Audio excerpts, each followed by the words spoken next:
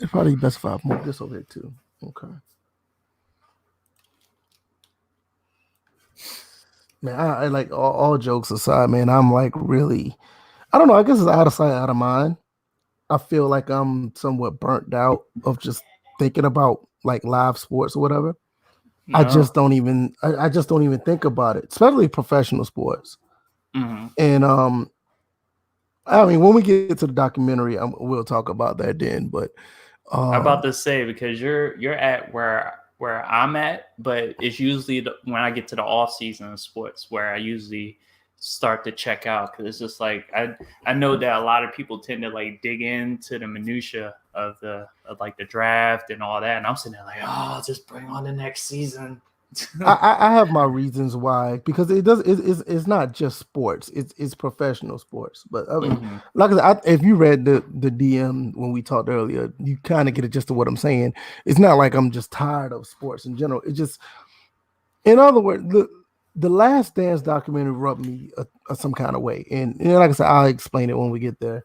And, Gotcha. and you know, Bills is supposed to be. He didn't say he wasn't going to be here. So, but nevertheless, we're going to start without him. This is episode 137 of the First and Framerates podcast.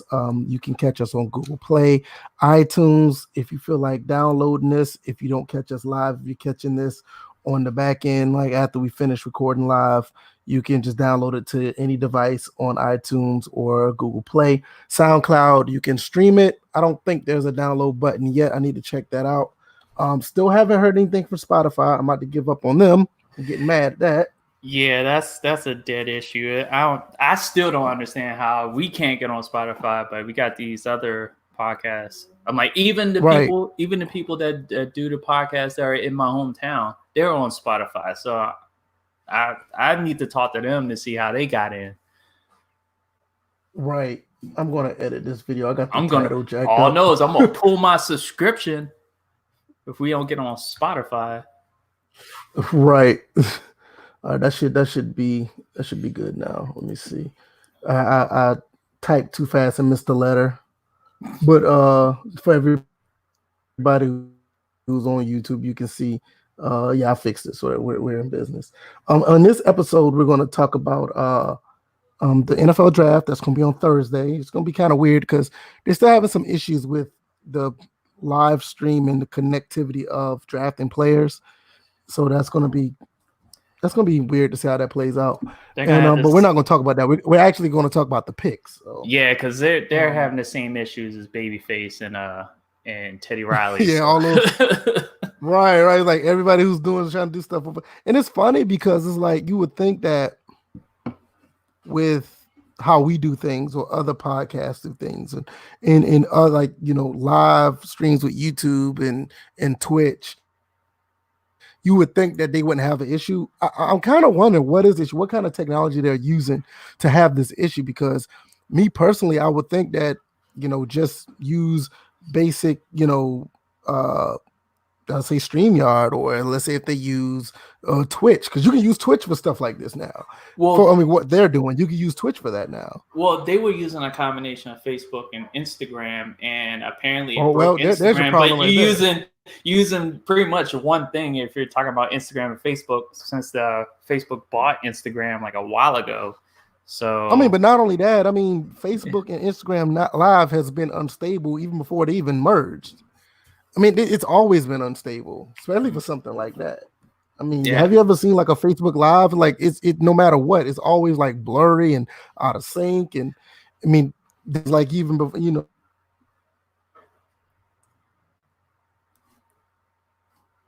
VF, you there? like that. So I don't know, but I'm pretty sure it's no different.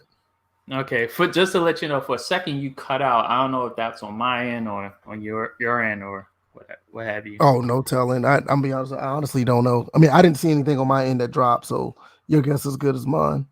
Yeah, anybody in the chat, if they hear anything, just let us know. So Yeah, please let us know if anything's out of sync. Please let us know. Put them in the game. Thank you for coming through. about time this fool dropped by. Wow, I called both I of know, them right? at the same time. Hey, Oh put them in boy. the game. Was on a couple of my videos recently. I mean, shout out to people who've been watching the video, especially that last one. A lot of people, found that video very interesting by the way people are actually going to the video. And I'm surprised nobody's never really talked about that aspect of NCAA 14. But it's something to look at. I advise everybody to go back and check my last video, my NCAA 14 video. It's pretty interesting. Nevertheless, like I said, we're going to talk about the NFL draft. We're going to talk about the Last Dance documentary, the first 2 episodes, and pretty much anything else under the sun after that. DJ, how have you been this weekend?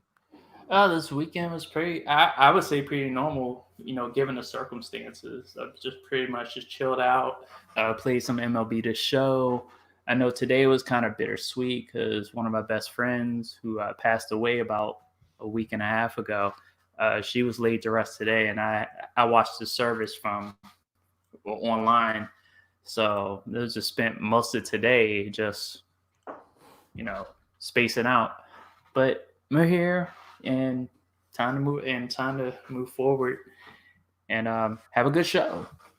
Yeah, man, sorry to hear about that, man. That sucks. But yeah, that really do. Losing someone, there's nothing cool about that.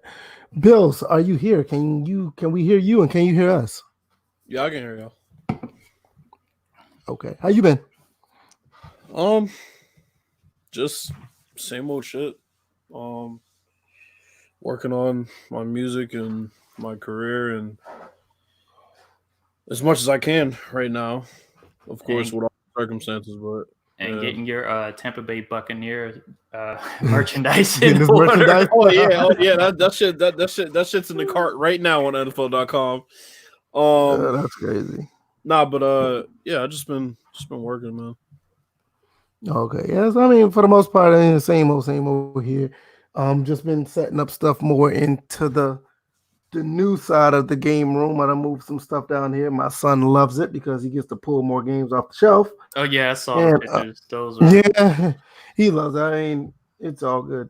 He's already developing characteristics of a cat. Right. He's a mess, but it's all good. I'm gonna get some more stuff in here. I'm gonna probably mount a TV on the wall and get some sound foam so it don't sound like it's too big of an echo in here because I can hear it. I don't know if anybody else can hear it, but I do want to get some of that. This area has made me want to make more videos and because it's like I'm not upstairs, and when I'm upstairs, I'm kind of alienated from everybody because my wife and son is downstairs. Mm-hmm. So up there, I'm just sitting around looking crazy. But while I'm down here, I feel like I can do more for some reason. I don't know why. Upstairs, I'm probably going to do some other things with it, yet to be determined. But other than that, let's just get into it. NFL draft, Last Dance documentary. DJ, I'm going to let you take the reins. Which one you want to talk about first? Let's talk about the Last Dance documentary. Okay. So episodes 1 and 2 premiered Sunday. What was it? Started at 9 p.m. Eastern and it went all the way to 11 because they're an hour each. Yeah, and if you haven't watched it, you're a bitch. Whoa. What? Damn, that was random. Really? So wow. Well, I know this much. It's just these 2 episodes alone have ignited the LeBron James MJ debates, which are not needed. I think I'm gonna touch on that. Go ahead. I'm gonna touch on that. But go ahead. If anything, the people who are bitches are the people who are out there debating it because what's the point? Agree. What's the point of debating it? We've already gotten to the point where we can just say, hey, they're both great players. They're in their them 2 are part of a top 5, if you go position by position and just leave it alone. But nah, both sides have to get their egos stroked somehow. And yeah, but I would say I'm gonna say this. Go ahead. I'm gonna say this. I'm just gonna say this. Like at this point, honestly, everybody who's great is gonna have their time. Yep. They're gonna have their time. Jordan has his now. 15 years from now, LeBron's going to have his. Kobe's going to have his in probably an 8. So it's like, what are we doing? What are we winning by doing that with strangers that you never met? Even if the people that you know and you see them face to face, what are we doing? Nobody wins in this debate because it's all about preference. I grew up in the 80s and early 90s, well, 80s and 90s. I'm about to say. And I mean, I'm not that old. I mean, you're older than me, DJ, but yeah, I know. I was influenced by watching Michael Jordan, and just because somebody comes along that I can honestly say that is more, that's possibly, I can say more of a physical specimen. I guess I said that right. Specimen? He's more of a physical presence. Yes, specimen. That's right. He's a more physical specimen, bigger, faster, possibly stronger, and he plays just as talented as Michael Jordan, if not possibly better, based on the way he does certain things that are just athletically different. That doesn't take away how I feel about Michael Jordan. I still think Michael Jordan's the better basketball player of all time, but that's my preference. If somebody else has a problem with that, that's on them. I can't go back and forth with them with that. Well, I just can't. I mean, I don't see why. Well, just going back to like the episodes 1 and 2, basically these 2 episodes just like obviously episode 1, introduction to the last year, why the documentary is being called The Last Dance, setting up like the sequences they're about to follow, like the Jerry Krause issue, the Scottie Pippen issue, the Phil Jackson issue, all the obstacles that were in the way for MJ and the Bulls to finish that last year that they were going to have. So the first issue pretty much just set up how Jordan got there, because episode 1 was the Jordan issue, was the Jordan episode / intro. Episode 2 was more Scottie Pippen and his issues, and moving in the other issues, the Jerry Krause issues, the Phil Jackson issues, even MJ versus Pippen a little bit, because it was interesting that Pippen in his rookie year talked about he thought he could be better than Jordan out the gate. But Charles Oakley wasn't. But Charles Oakley wasn't having any of that. No, not at all. Somebody was like, somebody slaps me and it's on video, we're gonna have to fight. But there should have been a fight after that. So it was a lot of interesting. Yeah, but if you would have won against Oak, you probably would have lost, but at least you would have fought. Well, the way he was manhandling Pippen, it felt like that was pretty much for his whole career, because it was just like, I can, because Charles Oakley could manhandle pretty much anybody, and the way he pointed at certain people, because they showed a clip of when Jordan got manhandled by somebody, and then Oakley just showed up. It was like he was pointing a gun at the person. It was just like, yo, hold up. You ain't gonna do that to MJ. And he did that pretty much while he was on the Knicks. So and it also laid a little bit of a detail that how of Jordan and Oakley's relationship, like that's lasted like a long time. Because they're still close to this day. But the funny thing was, I knew about their relationship by reading the Jordan rules and how he hated the day that the Bulls traded him, right? Because that was his right hand man, straight up. Right. So Bill Cartwright was involved in that trade. So the Bulls got Cartwright and the Knicks got Oakley. And Jordan, honestly, he hated Bill Cartwright at first, but then he didn't like him. Yeah, wasn't even passing the ball half the time. So it was one of those things where he understood Bill Cartwright. Once he understood why Bill Cartwright was there, then I was like, oh, okay. But right. But yeah, that's pretty much what the first 2 episodes summarize. I didn't want to, because I know there are probably people watching that haven't seen. Why? Well, some people, are wanting to wait until all 10 episodes out so they can binge it all at once. Apparently, you're one of them, even though you're not going to wait. Hey, listen. Because you out here trying to get links to all 10 docs. I ain't even going to lie. Hey, all 10 episodes are leaked on the internet, and every place I went has gotten a ban hammer. Anybody who posted them, they got rid of them quick. So if anybody has them, they can shoot me a DM, or my email account is from Disney. My email account is virtualfootball@gmail.com. You can send them to me, because everywhere I go, they were there, But ESPN just like, look, we're all across the internet. We're cease and desist and everything. But all 10 episodes are out there. Bills, what are your thoughts about this documentary? I mean, I don't have much to say. This entire week has been a Jordan suckfest, and I'm quite frankly tired of it. If I never hear Michael Jordan's name again, I'll be fine with it. The entire first episode was a Jordan suckfest for the most part, even though it's supposed to be a Bulls documentary. Whatever, I'm over it. I haven't learned much. I knew pretty much all this shit. We spoke about this last week. I mean, it's nothing new. Jerry Krause is a little fucking leprechaun who clearly has penis envy for anybody who has any type of success or actual talent in their life. It's funny how somebody who is so brilliant at putting things together can be so ignorant when it comes to letting it flourish. Yeah, he hated Phil Jackson towards the end, but loved him when he was a suck up and pushed Tex Winter out of the job anyway.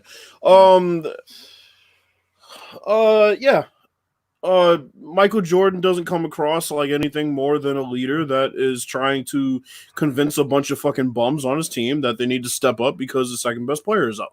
Period. That was another interesting thing. I'll let you finish. I mean, I'm sorry. I would love this documentary a lot more if I didn't hear about Michael Jordan all day leading up to it and all week. You know what? And I said that in the DM before we did the episode. It was way too much Jordan Like for me. And I'm a Bulls fan. And I'm a big time Bulls fan. And I'm like, there wasn't a post at ESPN, the Score, any fucking Instagram page, you name it. There wasn't a post that wasn't about Michael Jordan all fucking Sunday, bro. I couldn't even go on IG. And then in the comment sections, you got all these fucking little pansies. Here, LeBron, he sucks. It's all MJ, great. It's like but the flip side to that, what made it worse, the flip side of that was the fact that they didn't even build this documentary as a Jordan. They didn't. They didn't. And everybody's going to tell me, oh, well, in the title right there, it says MJ documentary. I said, okay, fine. You want to talk about the title of all these articles? That's fine. Look at the fucking trailer. The trailer itself said the 1998 season for the Bulls, not a Michael Jordan documentary that talks somewhat about that season. Now, look, if they would have marketed it as a Michael Jordan documentary, I still would have watched the shit, but don't go and fucking ambush us with fucking Jordan content for a full hour and then pretend that this is a documentary about the 98 season. So it was like a bait and switch.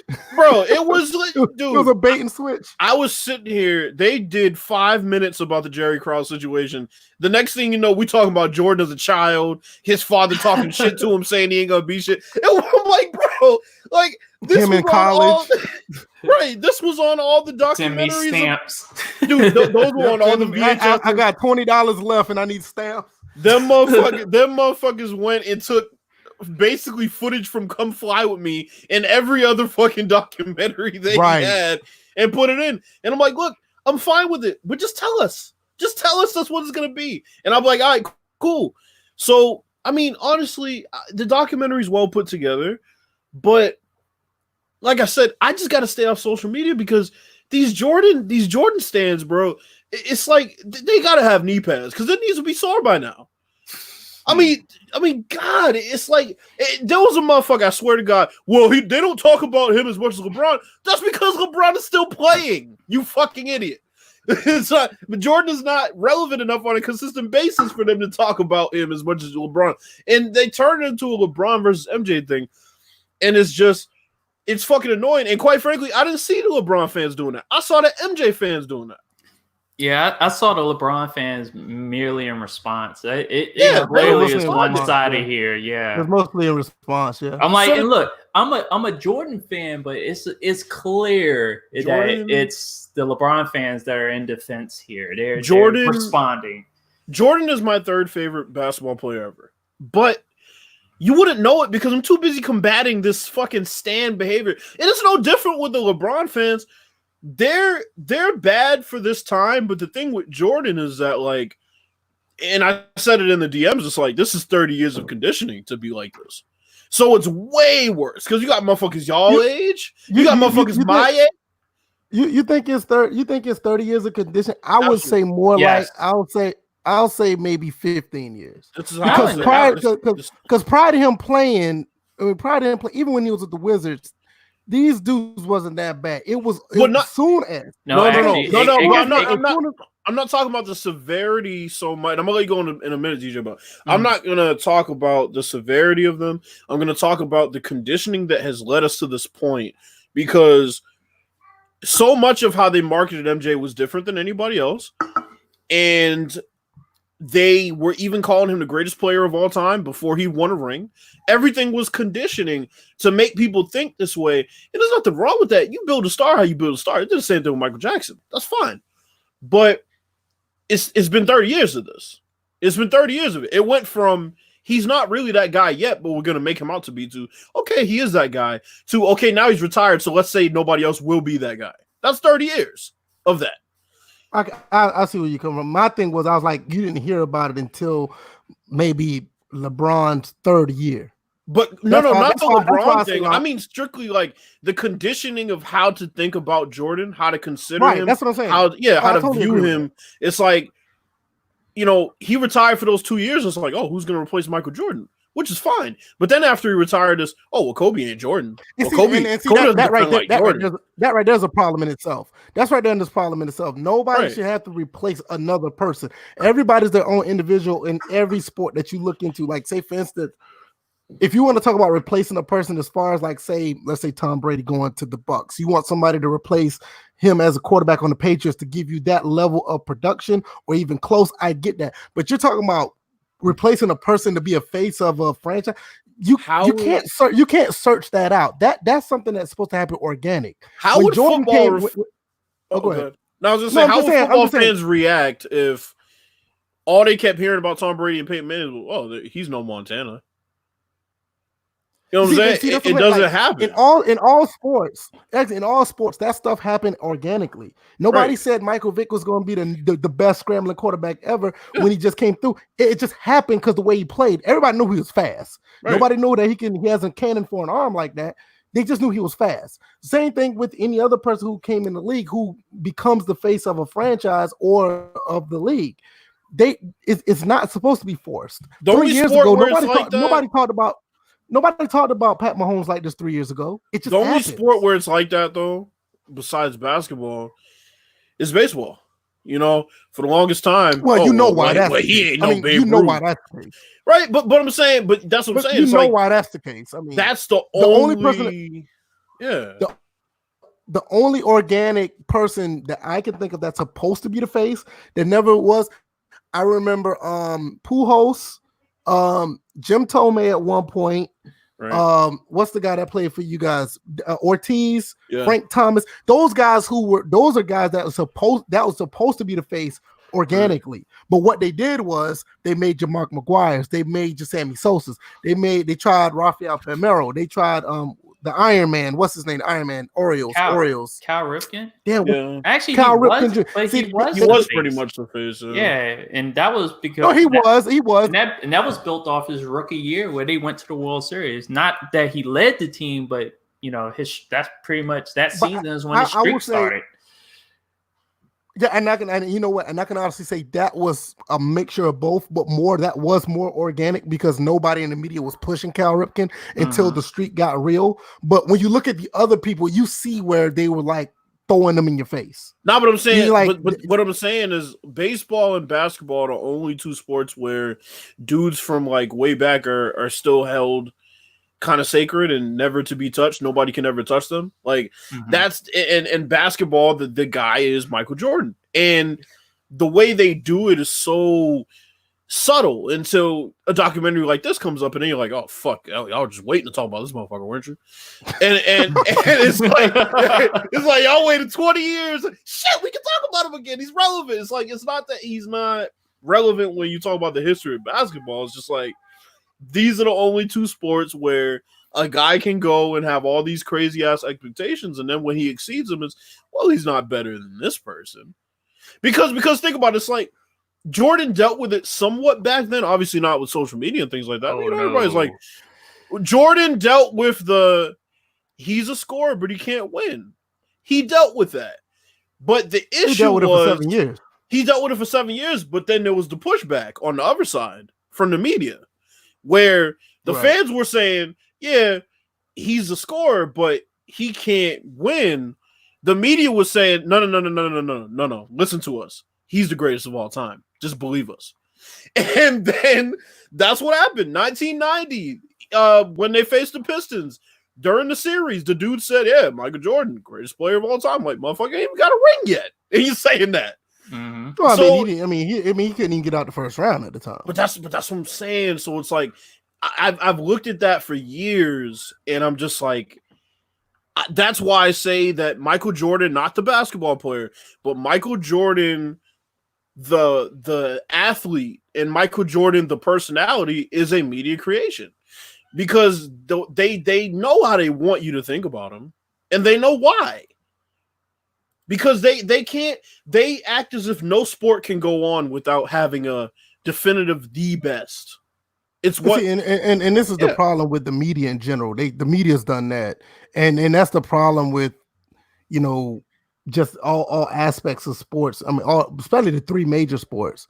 There's a problem with that. I mean, I think when you start letting the fans dictate who's the best, or the fans dictate who's the most popular, then you'll get a sense of more of an organic feel of the sport. Like when you throw a person's face and you hear about their name every single, in case point, people still think that the Cowboys is the greatest team ever and they ain't done shit in 20 years. I mean, that's the thing. They need to stop talking about. I get it, the ratings. They need to stop talking about them because they don't do shit. But everywhere you turn around, they're talking about them all the time. But think about this: the only entity that pushed back on the Michael Jordan phenomenon was the NBA itself, and they tried to do it by, okay, look, we know this is an MVP year for Jordan, but his stats were down about 2 points per game, so we can give it to this guy because we're not going to give him the MVP every year because everybody thought he should have won in 97. Jordan could have won 97. Jordan could have won 93. Barkley won 93. Malone won 97. And you can look at it and say, okay, fine. Right. It's no different than 2011. Derrick Rose won, but come on. LeBron could have won MVP, right? So it's the same shit. True. But the media pushes back on this by saying, no. We need one guy that we can market as the face. But I say all that to say this. The documentary is great. We're going to learn. Well, I guess the people who don't really know the story are going to learn a lot more about some of the things that happened throughout the season. But really, this just makes me think about all the other documentaries that could be made about turmoil, like the Lakers with Shaq and Kobe. Cowboys. I would love to hear about not 91, 92, 93 Cowboys. Yeah, I was thinking the same thing. Yeah, that will be a great one. Yeah, because a friend of mine said that while he was in middle school during that time, he actually wrote a report about it and detail for detail. I was just like, I hope he still has that report, but apparently he doesn't. So that would have been nice to read. And also, the other thing I took from that documentary was the fact that Phil Jackson, to me, is not the greatest coach all time as far as X's and O's, right? I never thought he was, honestly. But his ability to let players manage themselves and step in when he absolutely had to. I mean, if you think about the turmoil that they were going through, you have the greatest player in the world. You have a top 10 player alongside that. But to keep that team afloat the way he did, and of course it was on the back of Jordan being the leader, but with Pippen sitting out. Mm-hmm. I mean, with everything else that's going on in the front office too. I mean, because they took some losses they had no business taking, and Phil knew that he was on the chopping block. I mean, hell, if you're told before the season you're not going to be the coach, even if you go 82-0, right?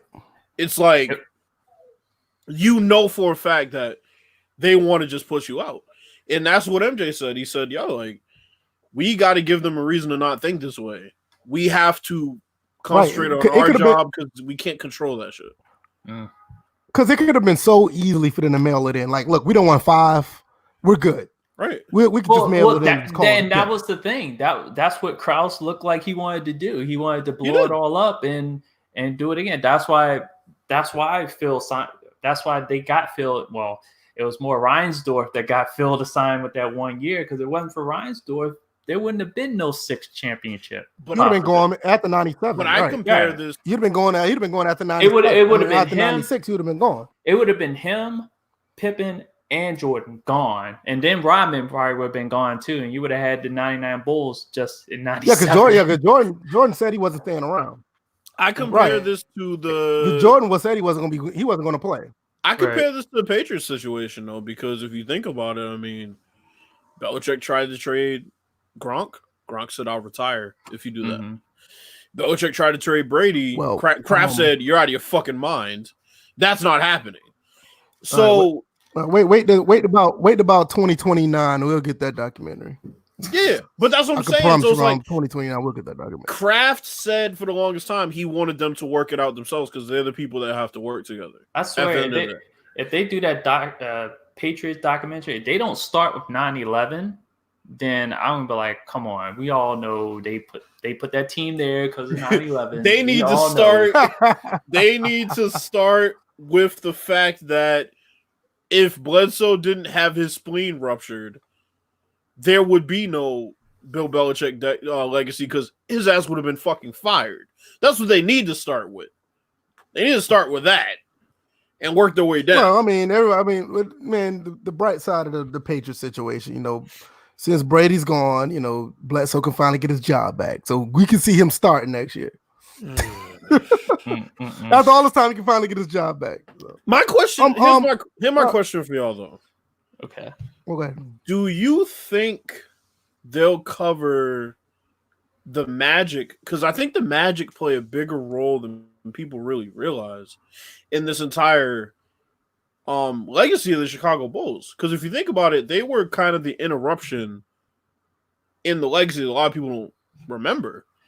I think they'll have their own separate documentary, but what kills it for me is when they went to win 58. They won like 58 or 59 games with Shaq missing 20 that year, and then when they came back and the Bulls ended up sweeping them that same year. And to me, that makes me feel like at that point, for them being a stopgap for the Bulls or whatever, just makes it feel irrelevant for them comparing them to the Bulls. No, but I'm saying I think Krause had that in his head based on that Magic series. I think the get younger youth movement, get rid of Pippen. That's what it seemed like to me. I think that when he saw those young dogs come in crazy hungry, they weren't that mentally tough. We saw that, right? Mm-hmm. But talent-wise, the Magic had everything you needed. Everything you needed. Yeah, I agree. And then Horace Grant was just that one veteran that solidified him. Yeah. So I think that's where he got that mindset from. I wouldn't be surprised if they touched on that because trading Pippen for T-Mac is clearly a youth move. Yeah, I saw that earlier where T-Mac talked about it. He almost went to the Bulls. He would have. Well, they almost tried to. They tried to trade. They tried to. Yeah, they tried to trade Pippen for T-Mac, and I think at one point they tried to trade Pippen for Sean Kemp at one point too. MJ would have been like, "I ain't babysitting no fucking kid." Right. Bullshit. Some of the stuff So what? Oh, go ahead. What are your thoughts about this whole situation with Reinsdorf and Krause so far?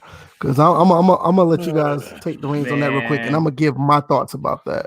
Well, me and DJ already have got an inside scoop on this whole thing, so it's like I don't want to spill too much tea because we've basically read every book about it, and I read it too. I mean, I'm just for the people who's listening.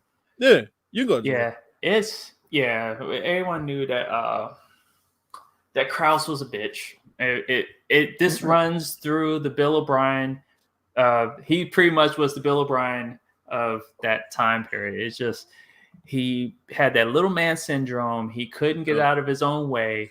He was the bad guy. He was the villain. He was the necessary villain, but he was the villain nonetheless. I'm like, this man was getting cursed out in front of everybody.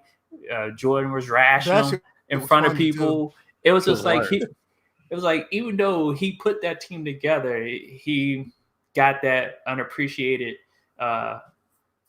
feeling going on because I'm like, and it was funny because it felt like there were two stories going on, two representations of him. There was one where he was just, he was just like just evil versus the other side. People were like, oh, he was the nicest man. He get around children. And look, without even hearing him speak, because I actually thought he spoke a certain way until I heard him speak, and I was just like, oh. I would have thought he would like Bill. Remember the voice you portrayed just earlier? Yeah. I would have thought he would sounded like that. He probably does. But he has that deep ass voice. That's not the voice. I was just like, oh, I thought he would have had some like type of like nasal type voice to go on because he had that look like he was just like get away from me, and then to finally understand that character in Space Jam was modeled after him. I don't know if that was seriously modeled after him, but damn, I'm like, they made money off this man's reputation. It's just overall. And it was funny because Reinsdorf, I wouldn't say he gets away scot-free either because he allowed this to happen. And I kind of equal that to Dan Snyder and Bruce Allen's situation with the Washington Redskins. I'm like, Bruce Allen did all this dirt, got a GM fired, turned one of the most loyal players on the Washington Redskins against the organization. Meanwhile, Dan Snyder's just watching this happen and allowing it to happen. And then just fires the guy because, he had to do it. I'm like, shoot, Krause is still there in Chicago, isn't he? Is he still there? Krause died, yo. Oh, he died? Krause is dead, bro. No. I think so, too. I'm not sure. Let me look. I think he's still, check that out, because I don't remember him dying. People talking about like he's still there. I know, did Ryan he did die. He died 2017. Yeah, he died in 2017. Oh, damn. Oops. In hell he is. Yeah, that's what I do. Apparently.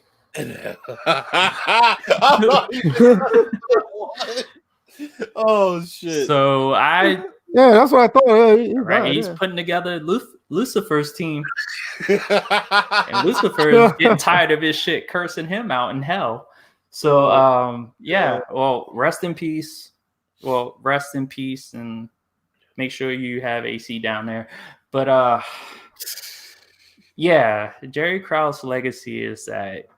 He was the necessary villain in Chicago's entirety, from putting together the team to build around Michael Jordan to dealing with the egos and being the whipping boy.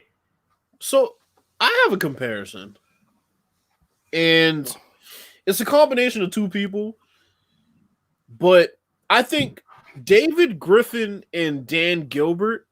Oh, damn. Are a lot like Jerry Krause, especially Dan Gilbert, but especially David. You put them two together, that's what you get. If you put them two together, if you put them two together, that's what you get. Because that's what you get. David Griffin left Cleveland because he knew LeBron was too young to push out the way that Jordan was pushed out, right? And Jordan wasn't really even pushed out. It was, we know if this domino piece falls, Jordan's just going to leave. So this is what we'll do. So David Griffin, for the longest time, didn't like all the credit that LeBron was getting for the moves that were being made to even put those teams together. He was tired of being in the shadow of LeBron. So he left, and he went to the Pelicans. Dan Gilbert, we all saw how he reacted when LeBron left. He acted like a slave walked off the plantation. That's the way that motherfucker. You read that letter that he wrote and tell me that didn't sound like a slave master that saw a slave walk off the planet. We don't need you, and we're gonna win a ring before you. Get the fuck out of here! Y'all win the lottery the next year, and the year after that, and the year after that. So all 4 years, I think out of 3 to 4 years, there was in the lottery, ain't it? David Griffin should thank LeBron, because when LeBron left and went to Miami, nobody criticized David Griffin for the shitty moves he made, like drafting Anthony Bennett, right? Nobody criticized those moves. Because he wasn't in the limelight. Because LeBron had left. There were no expectations. So everybody knew Cleveland was going to be Cleveland when LeBron left. And it's the same. Cleveland wasn't shit before LeBron was there. He wasn't shit after he left, and he came back. He did with a shit, and then he wasn't shit when he left again. And Cleveland's always going to be Cleveland. It's the same with Jerry Krause.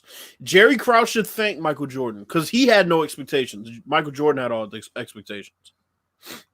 When he went through I will put it like 3 coaches in 2 years and had Brad Sellers as his second best fucking player on the team,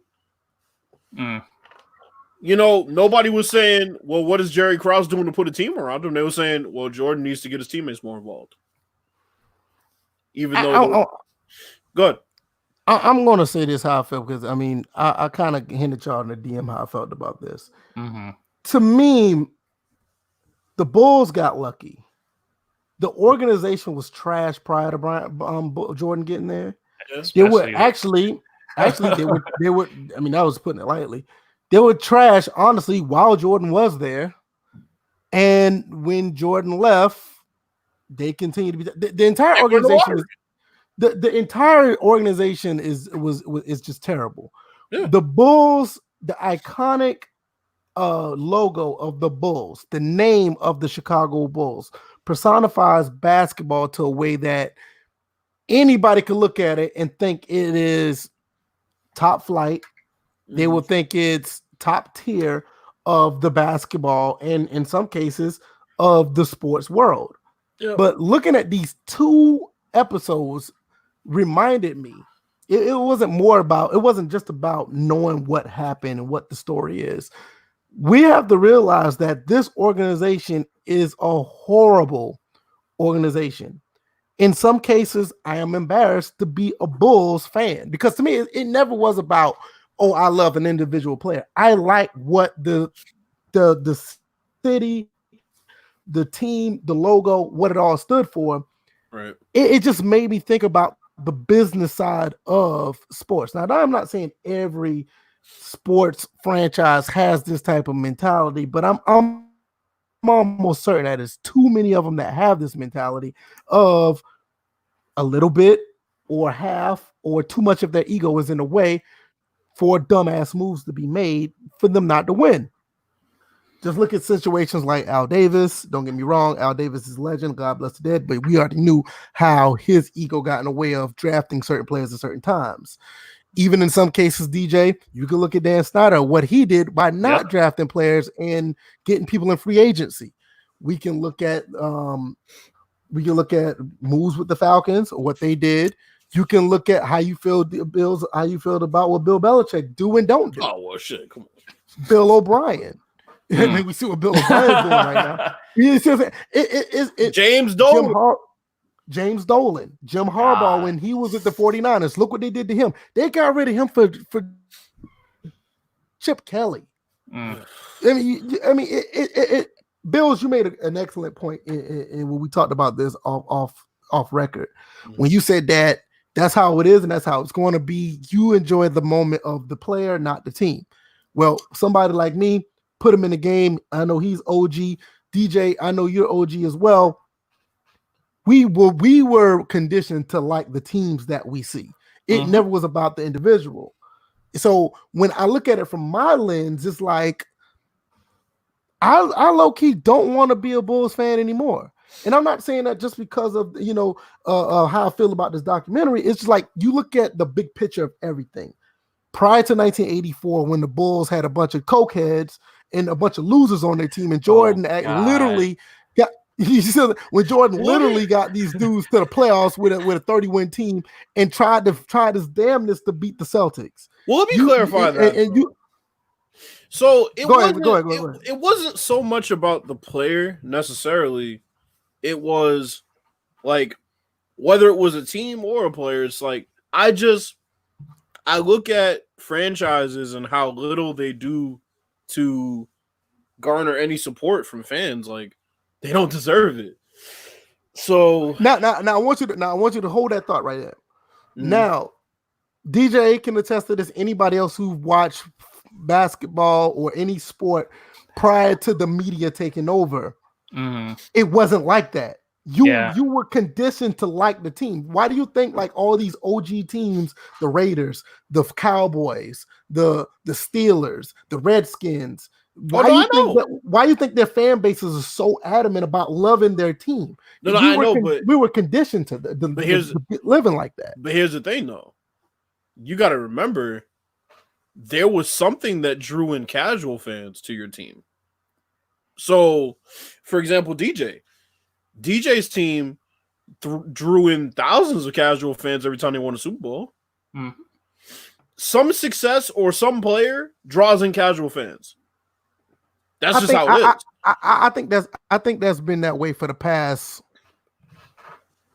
20, maybe 25 years. And I'm not disagreeing with you, but I don't think it's always been that way. It's always been that way, because think about how the fan bases grow without having casual fans come in and say, okay, maybe I'll start supporting this team full on. But really, at the beginning, I only supported it because of this and that. Because they're in my city, or because whatever.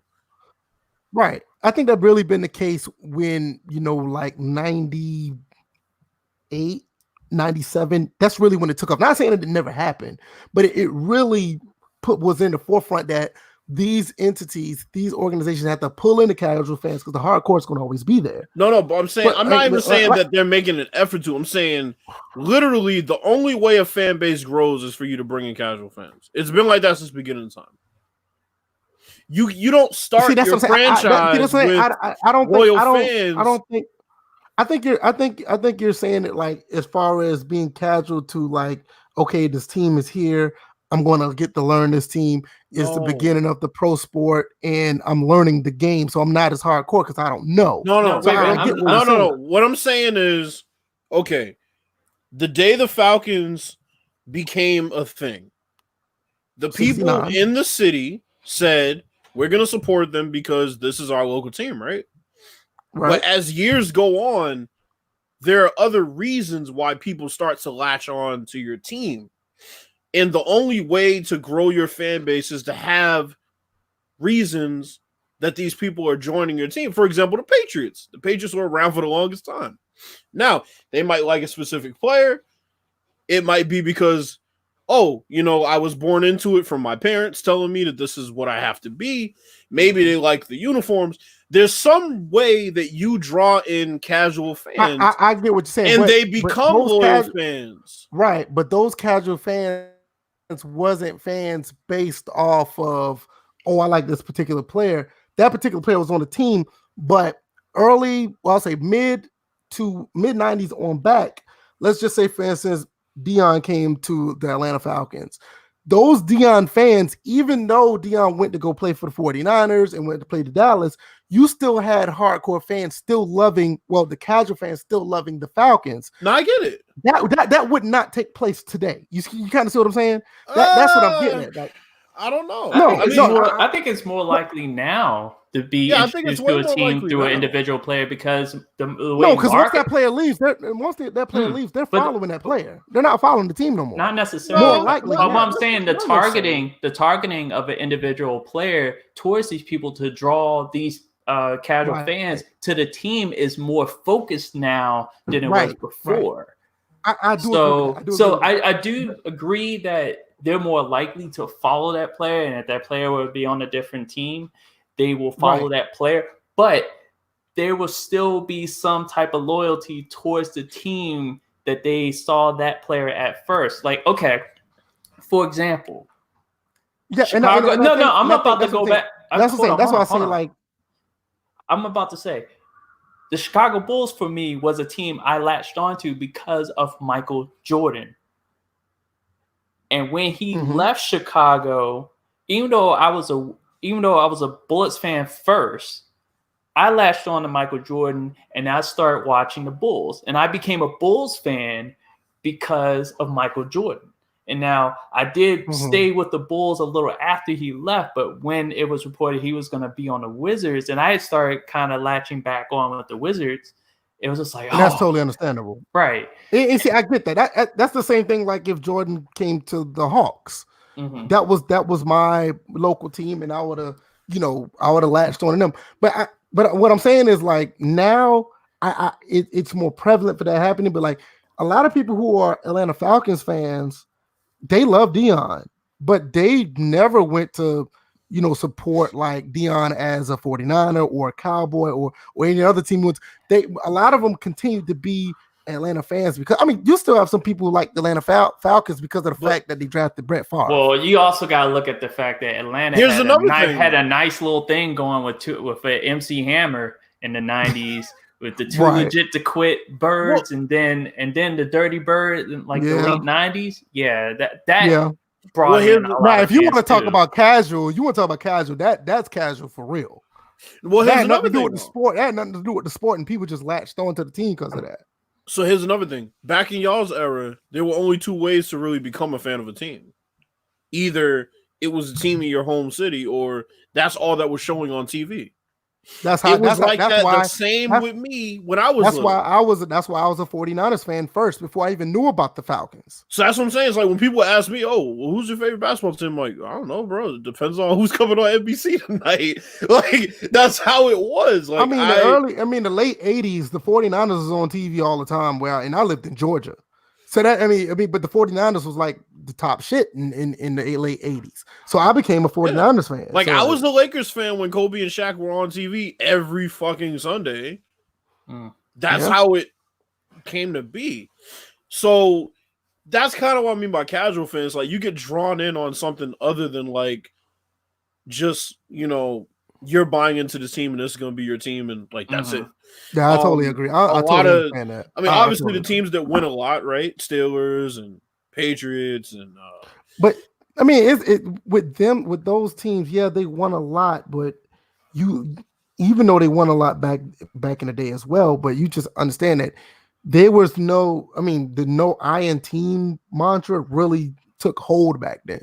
You were diehard, Cowboys, Steelers, Raiders, Redskins. That's what I'm saying. When I come from, I grew up in that era. Like, even though I still love the 49ers to this day because they got me into football, I still rock with the local team. But when I look at the Bulls and the way I see how they treat their organization as a whole, it's just hard for me to even continue to root for them. You got to understand, like, Derrick Rose has been going for almost 10 years now. He hasn't been prominent for the Bulls in almost 10 years. They haven't really done anything to even, make that team relevant. And I'm not even going to talk about prior to Derrick Rose. Like Ben Gordon. Come on. After Jordan left, the Bulls ain't do shit. Like, I question myself wondering, why am I rooting for this team at this point that really you had two people in front office that honestly just didn't give a damn about winning. That's why I feel about it. So another thing is, the way that sports is marketed now is way different than how it was even before y'all were kids. For example, back in the day when Bill Russell was playing, it was Bill Russell and the Celtics. Yeah, it was, but it was the Celtics, right? Right. The first two players that were marketed as, oh, holy shit, this is more about the player than the team was Magic Johnson and Larry Bird. Really? And that was because they literally saved the NBA. You don't think it went back a tad bit further back with Dr. J? Maybe the ABA. But that was their own thing. I'm talking strictly like NBA. ABA, okay. Because everything was individualistic in the ABA. Because Dr. J was somewhat of a household name back then. The ABA. That's how the ABA marketed their league. Dr. J, George Gervin. No, but by the way, they put Converse on the map. Yeah, that's how the ABA marketed their league. But the ABA started a lot of the shit that we see today as far as marketing, as far as slam dunk competition. That's true. Marketing the individual player naturally drew in more fans to the ABA. And then once they merged, those players, they went to the NBA, and fans who weren't really watching NBA started watching NBA. But back in the day, a lot of those players you could casually just see them out on the street. So that was another way they were brought in. And now that you don't really see that, you see purposeful, targeted, you'll see them out someplace versus like being like, Rucker Park in New York. Like you'll just see, what was the dude, Manigault? You'll see him there. You'll see just regular stars there. But now it's just like, it's planned that a star will be at this location, and this is how we're going to attract fans. So that's the thing. It's like the NBA never really marketed their league that way. They just didn't. Even with Will Chamberlain, and they just didn't.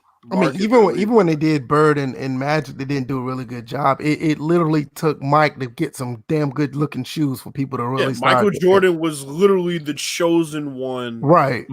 As far as marketing. Yeah, Bird and Magic took the finals off of tape delay because for the longest time the finals were on tape delay. Because most games were too. Yeah. So then Jordan comes in and they completely changed the way they marketed because then it was like, okay, well, now it's about individual players, and then the Pistons came and kind of fucked that up. Because then it was, oh shit, well, yeah, now it's about the team again. It's like, well, pick one. So then Jordan took over, and then they kind of marketed the league on, all right, well, who's going to dethrone them now? And then when Jordan was gone, that's what it was. Okay, who's the next guy? Is it going to be Shaq? Is it going to be Grant Hill? Who's going to be? So everybody thought up and down it was going to be Grant Hill or Jason Kidd at one point. Grant Hill. Yeah, I was eyeing Grant Hill like crazy. Penny Hardaway was another one. Penny was another one. Like that was going to be like 1 and 2 in the league, him and Penny. Then they started grasping at straws. Shit, we'll take Eddie Jones at this point. Somebody beat Vince Carter at one point. And then it was Vince Carter, yeah. And then wait a minute. And then for a while, they was like maybe Tim Duncan, maybe David Robinson. I'm gonna tell you something. If they tried to do that with Tim Duncan, Tim will literally try his best not to be that guy. Well, Tim Duncan is not marketable. No, I'm just saying. Even if they tried, that's what I'm saying. Even if they tried, it would fail because he is not a marketable person. He doesn't have the personality at least the type of personality that fans would cater to. But his skill on the court was exactly what those fans needed. Yeah, that's true. I agree with that. And then David Robinson was the guy who was marketable. That's the guy.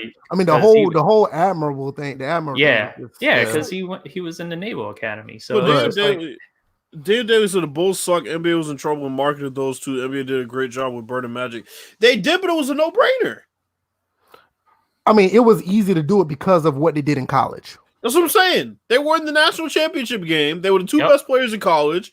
They got drafted out of college, and that's back when the NBA didn't even hide the fact that they did not give a fuck. Please put these two players on the best teams, right? And that we like they was like, yo, right our back, draft this motherfucker in his junior year. We don't care about no lottery. We don't care about none of that shit. We want them to go to teams that we give a fuck about because our league will prosper that way. Right. And I have no issue with that. No. And then if you think about it, you look at the Bulls-Knicks rivalry with Patrick Ewing being the starter Knicks. The fact that him and Jordan in the championship went at it, and Jordan won the championship over Patrick Ewing. It's just that made that rivalry what it was. Right. They made that a big deal every time they played against each other. Let's talk about that for a little bit. I talked to Daniel about this a lot in the sports group that I used to be in. And don't tell me they kicked you out. No, I fucking kicked myself out. Full of idiots. So what we talked about a lot was the Bulls in the 90s.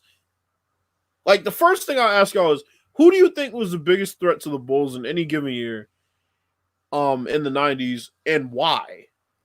Because I have a couple of. I'm gonna be honest with you, and this may be left field. And it could be a team that they didn't play or did play. No, I'm gonna be left field, but you know who I thought was a big threat to them was the Indiana Pacers. Ooh, he took one of them. The Pacers, y'all bullshitting. The Pacers was really good. So the Pacers were deep as hell, right? Yeah. I think the reason why the Pacers ended up not beating them, truth be told, was once Scotty switched on to Mark Jackson, that threw everything off because they couldn't get into their sets. Right. And Kobe broke this down on the ESPN detail series that he did. And he talked about how Scotty basically cut off Mark Jackson's vision. So he couldn't see anything. Right. And so much of it was, screens with Reggie. But then if you can't get to that spot because Scotty's literally shielding you from that spot, then their whole offense was shot. Mm-hmm. Because they had no guy to throw it into the post and say, get us 20 points. I mean, Rick Smith was good, but he wasn't that guy. He wasn't a back-to-the-basket center. They had the Davis brothers, too. That team was Travis deadly. Best off the fucking bench. Right. They had the Dale Davis and what was the other Davis brother? Antonio Dale and Antonio, yeah. Yeah, they weren't brothers, but they had last name with Davis. But so they had a pretty deep team. One. The 98 Pacers are a good one.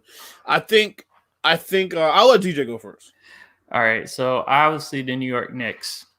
I felt like because I'm like a lot of those series were close. Like each game was a battle. Like I'm sitting there in front of the TV and it's like this gut feeling in my stomach that I don't think they're gonna pull some of these out, because especially when they played at Madison Square Garden. That's what I'm about to ask you, Bills. Do you think it's because of the team, or you think it's because of the venue that made it difficult? I think it was the venue, and I think it was the fact that the Knicks had nothing to lose. Because I don't think matchups wasn't even close when it came to matchup, but I think it was more of a. I'm like the Knicks had the matchup down low. It just came down to how you mitigate that. But that's the thing. I think the reason the Knicks were really so tough is more so because the venue and the fact that they just had bodies to throw at Jordan for 7 games. But realistically, they should have never been in those series if they didn't have. They were overstocked with guys to throw at Jordan. That was their specialty. But you know what? The biggest threat on that team, I wouldn't say it wasn't Ewing. It was Anthony Mason. It was. I thought he was the biggest threat to the Bulls. He could bring the ball up the court. He could activate the offense. A lot of people don't realize how talented Anthony Mason before his time, man. Yeah, he was really talented. Yeah, he presented a problem. Plus, he was left-handed. But I think. So I have 2. The first is the 91 Lakers, and I still maintain I hate doing fucking hypotheticals. I hate hypotheticals. But if Byron Scott and James Worthy did not get hurt in that series, we might be talking about a much different situation with that Bulls dynasty. To my 91? Yeah. Yep. Those were major injuries. The Lakers came in and stole one of those games in Chicago. Yeah, he stole the first game, and then they took game the Bulls won 4 straight. They pretty much did what the Capitals did to the Golden Knights. Mind you, the Lakers had to fight off Run TMC that year. Run TMC could have got to the finals. Man, that's another team that should get their due one day. That was a damn good team. So another team I'll throw at y'all, and I've been going back and forth about this, but the Rockets, right? Because I said a team that they played or didn't play. So the Rockets is an interesting one because a lot of people say that Jordan didn't really face a dominant big, which I guess you could say Patrick Ewing wasn't dominant. Hey, man, come on, man. Who said that? Wow. I'll say that. Man, keep bro, talking, even man. Oakley just said it last week. I ain't gonna say it himself. I ain't gonna say he wasn't. I can agree with it, but I mean, it's like downplaying that man. That man was all right, man. Look, Patrick Ewing was a great player until he needed to be. I can agree with that. And that's to me, it's as true as it gets. I think he was a great player until he needed to be. Hey, man, you ain't all right, man. That's exactly what he was. He was all right when he needed to be great. Yeah. Don't slander that, man. Don't do that, man. But here we go with Daniel. Now keep going, man. Don't pay no mind. But no, I mean, so the thing was, Olajuwon, right? Olajuwon can do a lot of things from the post. He can pass out double teams, blah, blah, blah. I'm just trying to think of the only thing that makes me think the Rockets might have lost in like 6 is, okay, like, who's going to check Jordan? Even if Olajuwon gets 40 a game, who's going to check Jordan? Oh, yeah, Vernon Maxwell. Okay, whatever. He'll be in fucking foul trouble. Yeah, he'll have 3 fouls with 7 minutes left in the first quarter. Then if you figure out who's going to check Jordan, who's going to check Scotty? Yeah. Crickets. So it's like people always think about it from the perspective of, yeah, they have a dominant big. But it's like, okay, yeah, you take your dominant big, and who else do you have? You have a fucking over-the-hill Clyde Drexler who's going to be seeing Jordan cooked his ass. But we already know how that happened. You know what happened in 92. So. It is, right. And people, he was old. Fuck out of here. 31 ain't old, even for back then. So we know how that happened in 92. So yeah, like, the 94 Rockets, I think it would have been a different dynamic, but I think the biggest threat they faced overall, I'll say, is the 93 Suns. Yeah. I think that I would say the 93 Suns and maybe the 96 Sonics. The Sonics team was good too. The Sonics team was good. Their only issue was depth. Yeah. And who's the third guy you throw in to get a bucket? But you got let's think. You had Peyton, you had Kemp, you had Shrimp, you had Hawkins, Nate McMillan. Nate McMillan. Yeah. Sam Perkins was there. I mean, I'm not saying that, that they were formidable to win, but the way they played them, they did give them fits. I mean, Jordan had like less than 25, like 3 of those. Yeah, games. but the issue was, as a result, Peyton's expanding way too much energy to have that happen. He had no choice, though. Honestly, look, I mean, he was the defensive guy. And George Karl wasn't going to do it, and he asked him, "Look, switch me on Jordan." Yeah, but then that kind of lost him the series in a way because he had no energy to bang in the post the way he used. And of course, you got Ron Harper, who's a bigger guard. I mean, you got to think about it. Call Gary Payton a big guard. He's a bigger guard. I can't say this was definitively true, but this is what started the fadeaway. He was too small. Yeah. That's what started the fadeaway because he was too small. They was expecting Jordan to drive and do this. That's when the fadeaway basically, I ain't gonna say it really started, but that's when it came really effective because now I don't care how big of a defensive guy you can't, there's nobody stopping that fadeaway jumper from Jordan. And that's what I'm saying. There's only one team that faced them that had the talent to beat them. And that was the Magic. And they beat them that one year. They caught lightning in the bottle. That was it. Yeah. Nobody else. I mean, they kind of got in their way too. They were too young though. The Magic was there. They had it. So that's the thing. When I look at the 6-0 record for Jordan, yeah, okay, that's great, bro. But I look at the teams he played, and I'm just like, they weren't gonna beat you anyway. I don't think it was the fact that it was more like a talent. The reason why he couldn't win, it was more of a mental game as well because all the talent in the world was there. They just couldn't. They weren't going to beat that team. It was just mentally. Like the Magic were the only team that the Bulls encountered that's like, oh shit, y'all might actually. Yeah, because with them, they didn't play the mental game. They just like, look, we're going to play like we're going to play young and loose. Well, we know how mentally small they were with the Nick Anderson missed free throws. Well, don't put that on the whole team. Don't put that on the whole team. I'm surprised that he hasn't caught hands. Honestly, I mean, he probably did. Yeah, I mean. We did say stuff that's going behind closed doors in the front office. I wouldn't be surprised. Like, he probably went to the front office like, so I'm gonna get that extension, right? Dave Daly, you stop that shit right now. You talk about the 93 Suns couldn't defend, they lose home court every series. Look, if you think about the players that they were facing, those were all players that were built to come in and beat them at home. Right. And it's a Western Conference team. The motherfuckers didn't defend anyway. We already know that. That's true. So, but yeah, so when I look at that Bulls team, I think that Bulls team in a way was kind of like ahead of its time. It had two players at the perfect positions to really run and control the game. But this is why Krause and Reinsdorf look like geniuses. Jordan said it best in the first part of the documentary. He said, "You don't care what they do, the players make the team. The players are the most important part, and they showed it for all that time. And you see what happened when they all left. Those players and the coach, they went on to have decent careers after leaving the Bulls. You see what Phil Jackson did. Pippen played pretty well still. Jordan was on his last leg, but he still played fairly well. All three of them went on. Rodman even went on to play pretty good. But when you look at everybody else that was still with the organization, I mean, we're still looking at why in the hell you got, Jason Williams and Rip Hamilton and it's like you. No, not Rip Hamilton. Who else they had that was on with the Bulls? They drafted Elton Brand. You see what I'm saying? And I'm not taking nothing away from them, but you can't put them on the caliber of what they did. It's like, hold on. See, you're bringing up a good point because there's a second question I have. Which three-peat Bulls are you taking? You taking the first three-peat? You taking the second three-peat? First. I'll take the first easily. DJ? Yeah, I like the first team better. What's up?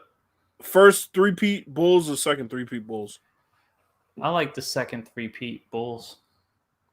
Okay. Interesting. Yeah, because what was it? It's just something about that first one. I mean, because like I said, I didn't become a Bulls fan until like the last part of the Eastern Conference Finals in '91. I'm not one of these diehard Bulls fans that I followed Jordan, but I was a Dominique fan, and I followed him. But I was a Dominique fan. I mean, but when I watched the Bulls and I looked at the organization, the way they went up against the Lakers, I was like, yo, I mean, I like what I see, and I decided to be, that loving that team ever since. But I mean, the second three-peat team is not bad, but it's just more who I fell in love with at the time. So why do you say second three-peat, DJ? I think it's because of the depth of that team. I felt like that first three-peat team didn't have as much depth, or they didn't have to rely on that much. Talking about, man, Cliff Levingston was the truth. No, look, we ain't gonna do that sarcastic. We ain't gonna do that sarcastic slander. Cliff Levingston, that motherfucker brought one thing, and it was energy. Stacey King, bro. Stacey King. Bro. All right, no. We can slander him all the fuck we want. Wow. Look, the thing is, I felt like that second three-peat team had enough centers to deal with whoever the center was on the opposing team. I'm like, you talking about Longley, Winnington, let's see. Ronnie Brown? No. I'm talking about the centers. Oh, you're talking about the centers. Okay, my bad. I thought you were talking about role players. My bad. Well, they are role players. Winnington, Longley, Winnington. You had Bison Daly, who used to be John Sally, Robert Parrish was there at one point. Oh God. And Robert Parrish is the only person that stood up to Jordan. Oh, I mean, we knew why. I mean, to him, Jordan was like, motherfucker, I beat you. It was like, motherfucker, I beat you when you first came in the league. That's what I'm saying. To Robert Parrish, Jordan was still that punk kid back in '86, so it doesn't matter. But the fact that they did what if you look at all the centers they went up against, because I remember that one time where most of those centers went on a dunk fest on Alonzo Mourning. That was it was crazy. That shit was mean. Longley dunked on Mourning. Winnington dunked. Shoot, when Winnington dunked on. Matter of fact, Winnington had a game-winning dunk on Patrick Ewing in the Madison Square Garden. I thought that was hilarious. Man. I just felt like that was the weakest part of the team that became the strongest part of that became a stronger aspect of that team in that second three-peat. Now, my thing is with the second three-peat, I'm gonna piggyback on what you said, DJ. Not just the centers. You look at everybody else who was like role players. I mean, these guys Tony Kukoc. You had Steve Kerr, Ronnie Brown. What's his name? Randy Brown. Randy Brown. He was a defensive specialist. They brought him in for those. Jason Caffey. I mean, you had guys there that compared to the first three-peat, you had guys there that really knew their role and actually played it to a T. So I'm with you on that one, DJ. But here's the thing: the one guy that they did keep bringing in, and unfortunately he passed away some time ago, was Brian Williams, aka Bison Daly. Yeah. Mm-hmm. That was the guy they specifically brought in because he was more athletic than any of those centers there. You couldn't tell me Jason Caffey when he came in, he was built like a guy that could start for some other team, but he was just trash low key though. I mean, looked at him. But the man could jump out the gym and dunk on folks. That's what I'm saying. It was like like he looked like a guy that this dude could probably average 20 with another team, but when he really played, he did like 6 points and like 5 rebounds. 4 fouls. Right. So I'm gonna tell y'all why. I would take the first three-peat. There's a bunch of reasons, but basically, okay. First off, you got Prime Jordan, who's as good as anybody ever, right? Automatically, that's a check mark. But the thing is it's Prime Jordan with a chip on his shoulder, and it's even more of a chip on his shoulder because of the fact that it's like, okay, we're facing a team like the fucking Miami Heat. Mm-hmm. And he went in and dropped 56 on them. But it was a 56 that took a while to develop. He eased into the game, and then all of a sudden he starts going off like, all right, we let y'all have y'all's little play time. And they had the ability to turn it on and turn it off. Like I think that second group didn't quite have. They didn't have many creators like BJ Armstrong, right? BJ Armstrong is one of the best backup point guards I've ever seen. He knew his role. John Paxson, he'd been on the team for a while, so he knew the system, which is another reason why I take them, because they had players that had been on the team for a while. Horace Grant been there since 87. Scotty obviously is on both teams, but Paxson's been there since 85. So that's why I take that team. It's like there's so much familiarity with just the players amongst themselves and the system, and the fact you had Prime Jordan, you had Scotty coming into his own, especially in 92. I take that team with BJ and Pax, and you got Cartwright you could throw in and get a bucket. Horace Grant was still there. Horace Grant with the mid-range jump shot. Yeah, I mean that's why I'm kind of leaning towards that too. It's like that team just felt like they were a hungry bunch of kids that really wanted to play. Now 96, 97, 98, they were more like we've been here before, we know what we need to do. It was more business. Like back then, it was like, yo, we really wanted to play and win. It's like I totally understand what you're saying. Now, Rivers Nation brought up a good question. He said, "How do y'all think a series between Magic's Lakers and Kobe's Lakers?" Now, which year are we talking about with Kobe's Lakers? Because you didn't say Shaq's Lakers, you said Kobe's Lakers. Yeah, because you could be talking about 09. If you talk about 09 and 2010, then there's Magic automatically. If you're talking about 01, I take the 87 Lakers over anybody. I think in any matchup, the 87 Lakers are just 87 Lakers was like really good. Yeah, that was a damn good team. I mean, you had Hall of Famers coming off the bench, for Christ's sakes. Right. I think the 87 Lakers are the best team that I've ever seen play and shit. I wasn't even fucking living back when they were playing originally. But just watching them, I mean, shit, look at what they did to the Celtics, man. The Celtics shouldn't have even been in that series, really. No, but they hung around for a couple of games just based on toughness and just greatness. I mean, 87 Lakers had Kareem, Michael Cooper, AC Green. Michael Cooper, one of the greatest defenders of all time. AC Green, much failed guy. Kurt Rambis is about to clothesline somebody. James Worthy won the MVP the next year in the finals. Right, James Worthy, Billy Thompson. Michael Thompson. I mean, Bob McAdoo off the bench, right? No. Oh, he wasn't there anymore. I think he wasn't there anymore after that. He was there, I think. Okay. Yeah, he was there. He was there. He wasn't there. Yeah, Byron Scott. Yeah, I mean, that was a great team, bro. They were the best defensive team in the league and the best offensive team in the league. And in the Western Conference, to be the best defensive team in the league, that says a lot. Yeah, they went for 65-17 that year. That was impressive. So the thing is, you asked, okay, prime Kobe Lakers 01 to 03. You could pick any year and they're not going to beat that Lakers team. No, they're not going to beat the 87 Lakers, no. I mean, who's going to check Magic? They have no answer for James Worthy. They have no answer for James Worthy. They have no answer for Magic. Michael I mean, you got Kareem will get Shaq's ass in foul trouble. Right. And you got Michael Cooper too. Cooper, you got plenty of bodies to throw at Kobe in. Michael Cooper, you had Byron Scott. Yep. If worst case scenario, you could put James Worthy on him. This man said D Fish is gonna lock Magic. Let's go to the draft. Let's go to the draft. Daniel, yo, motherfuckers get this shit retracted for shit like that. Yeah, he really, bro. You walking a tightrope right now. Wow. Talk about you really just deleted his messages. Fuck out of here. D-Fish gonna lock up Magic. See you in 5 minutes, bro. Man, this man said D-Fish gonna lock up Magic. Yeah, I don't even care if you was joking. We don't even joke like that around here. Right. Talk about Derek Fisher gonna lock up Magic. In what way? That motherfucker was 6'1" in high tops. Checking a 6'9" dude in the post. Come on, fam.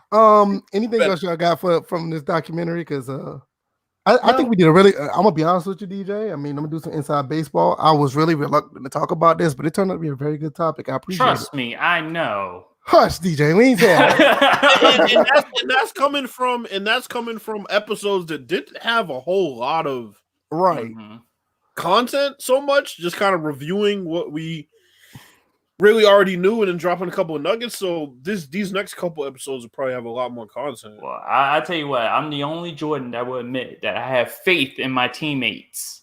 Not just one teammate, both of them. Oh my god! Yeah, so I knew this topic was gonna blow up. So Jordan, Jordan, man, people don't get like Jordan. Like, there's a reason why Jordan's teams were in this position. Like, it wasn't just skill. Like, he was a creature of habit, but more so, he was just like, he was a dude who was very much in the details, man. You practice how you play.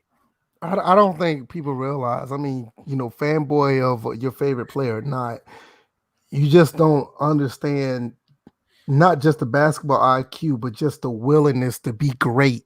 His mentality is just off the charts when it comes to basketball. And I mean, people may not like it. The delivery may not be right, but you know what? It garnered results because win or lose, even if he didn't win these 6 championships, he got players to play to their top potential. Oh, shit. We skipped over something. What? What do you think about MJ calling Scotty selfish in that situation? Ooh. How do y'all feel? I think he would. I think he felt not how do you feel about him saying it, but how do you actually feel about Scotty? Like, if you were in MJ's shoes, like, how would you have felt? You think Jordan's justified? Wait a minute, you just said, didn't you just say don't tell us how he felt, but you just I'm saying basically not how you felt about Jordan saying it, but more so if you were in Jordan's shoes, like, would you do you agree with how he feels, or? Well, based on the timing of everything, yes, it would. I would have said the same thing. Well, you could have easily gotten your surgery before the summer and could have been dealing with your contract situation. I'm like, yeah, I agree with what Jordan said. The reason why I say why Jordan said it, because the situation with everybody knew what was going on in the last season. Everybody knew that you just won 2 back-to-back, and you knew what was at stake once this season was over. I can understand where he's come from. Now, if those things wasn't taking place, I couldn't side with Jordan because of, look, it's a year. You don't have any problem with the front office. You know that what's at stake. It's not as the stakes aren't as high as it would have been out of that situation. I can understand it. The contract situation, I don't even know if it's even viable to touch, because him and Jordan got holes in contracts. Jordan him and Jordan had the same contract, except for Jordan was for 8 years and Pippen was for 7. Now here's the thing, and this is where you get the other side. I agree with what Pippen did, because this was the whole you know how, like, you see on Twitter people complaining about players that want to renegotiate the contract when they're either 2 years out or a year out. Right. This is why he was getting paid peanuts. We knew it back then. He was getting paid peanuts. Now you also have to understand. That back in the mid 90s or the early 90s, or when he signed back then in the early 90s, big contracts wasn't like what we see today. But ain't talking about big contracts, because Luke Longley was getting paid per year more than this man. Wait a minute, DJ. I'm agreeing with you, but I know you are. You just have to understand. Letting the listeners know. Yeah, just for the simple fact, right? Yeah, you're right, DJ. But just for the simple fact that contracts aren't as big as they were back then, and I mean they're not big as they are now.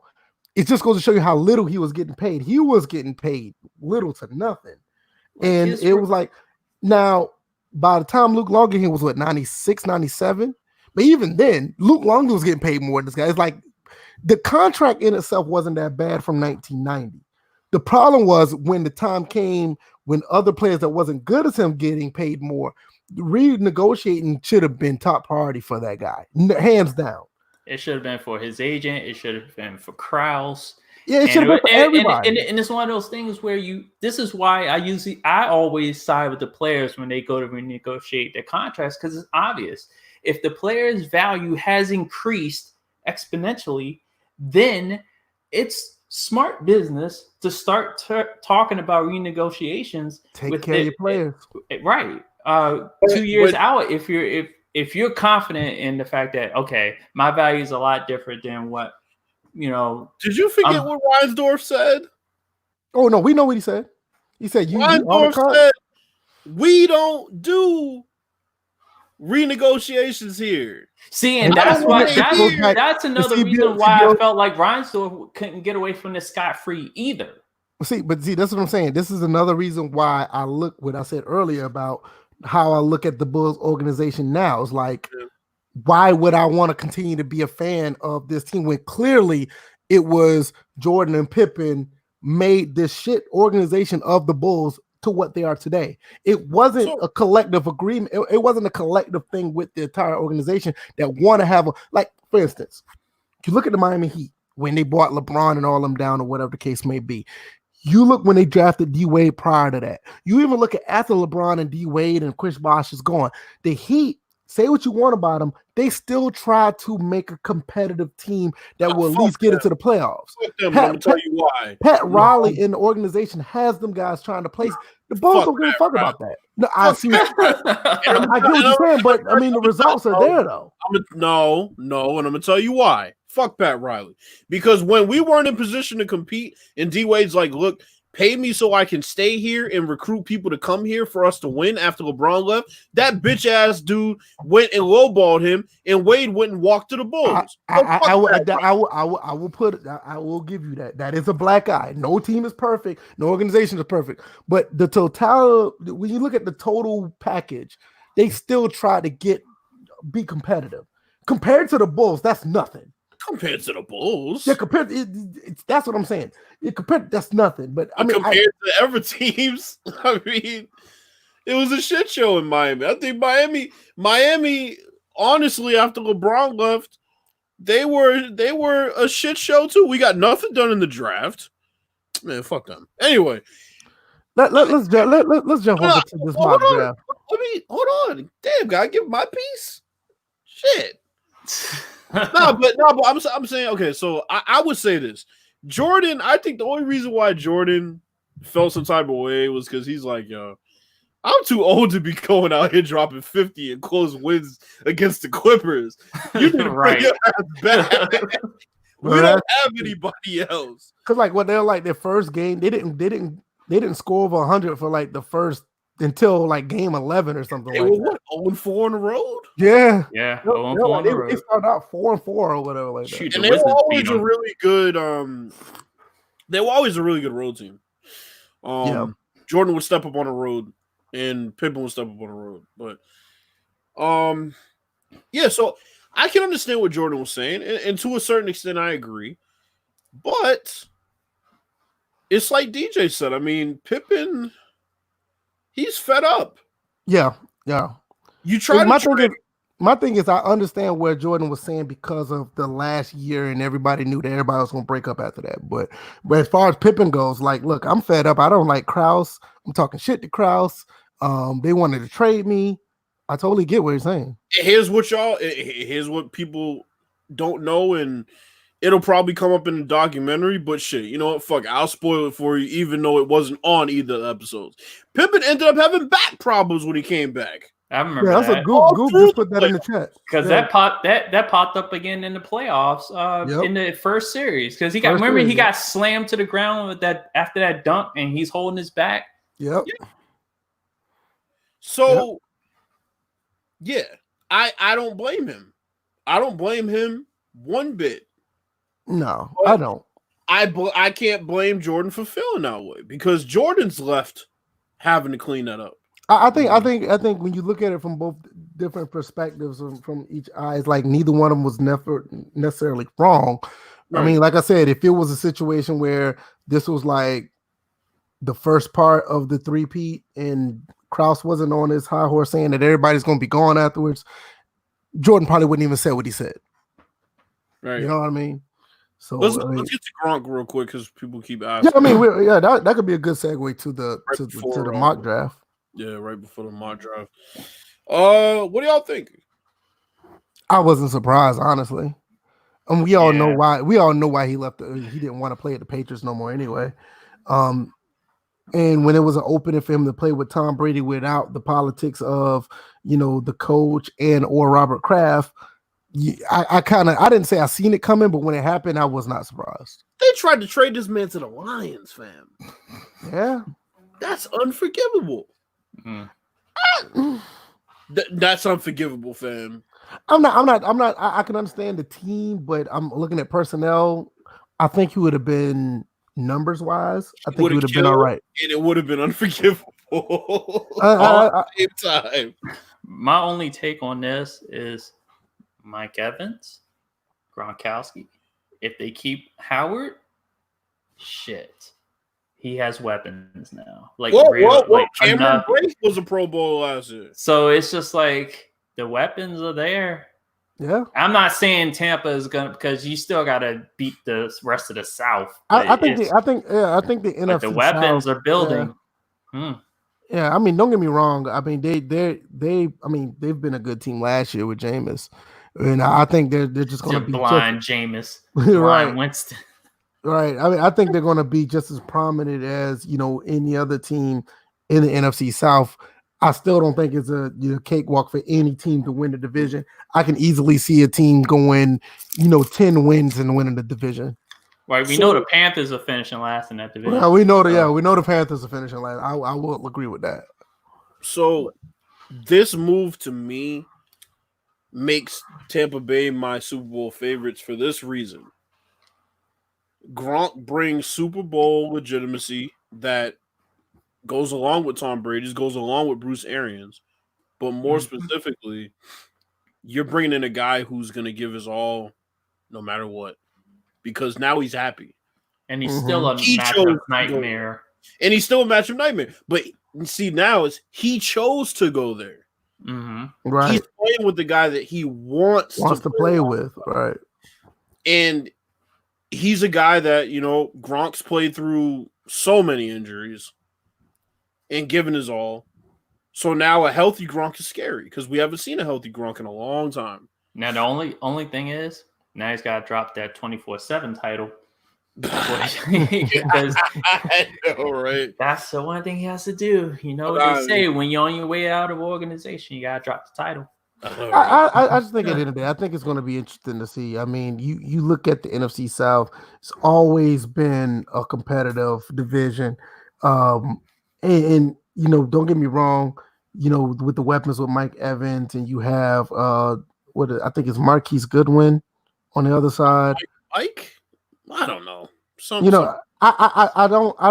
I don't have much trust in the receivers. Brady will make them better, but I never had trust in the receivers. I always thought that they would just I never had trust in Mike Evans. Never.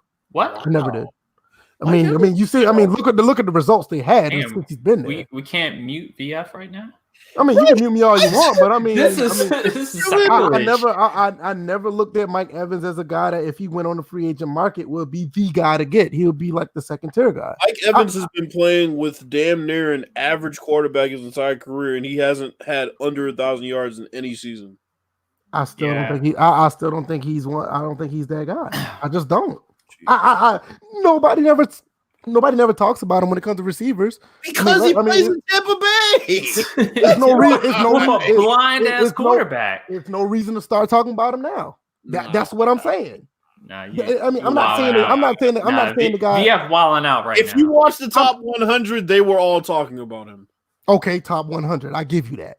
That's not when you talk about top 10, then he's not there. No, but what I'm saying is they were giving him respect as a top 5 guy at his position because they said, you're not going to know him in the South is Thomas from the Saints. Other than that, Mike Evans is like right so there. you really gonna put Julio aside? You really about to push Julio aside? I think Julio Jones is better than Mike Thomas, though. I do too. I think Julio, Mike Evans, and then Mike Thomas. I can give you that. I mean, Mike Thomas is good. Don't get me wrong, but God, I think even with Julio on the pitch, I kind of put Julio in a different tier. True, but look at Mike Thomas. Honestly, my thing with Mike Evans' numbers, shit sounds like some Randy Moss shit. Motherfucker has 67 catches for like 1,200 yards. I mean, that means you're a big play receiver. Like every time you touch the ball, there's something crazy happening. Right. I mean, it's just me personally. I mean, I'm not saying that he isn't. He maybe is compared to everybody else. Like Chris Thomas said, he's not a top 10 wide. I don't think he is. He said, I don't see what Brady's going to do. He needs a running back. They do have a running back. Ronald Jones is a monster, bro. Look, I'm not going to debate Julio's number one, bro. If you want to say Julio's number one, I'm not. No, my thing, Mike Evans. Mike Evans is a guy that he has talent. He's good. I mean, he's been good since he's been at Texas A&M. Mm-hmm. Karma Talk about wide receivers. You know, you cut out for a second. I did. Oh, my bad. Yeah. It must be my Wi-Fi. For a reason. No, it must be karma. Anyway, just, like I said, I think he's been good. Talking nonsense about Mike Evans. Okay, who's been talking about Mike Evans prior to Brady getting there? And that's all you're relying on is who's talking about him. That's Look what at I'm the saying. stats. But Look at the stats. You gotta think about it though. The only receivers we ever talk about in the league are guys that are on good teams, man. Right. But that's not a knock. That doesn't mean. I don't think it's a knock on him either, but I just don't think he's up there with everybody else. You said he's never been that guy. It's like No, he's I always don't. been that guy for his team. He's been killing.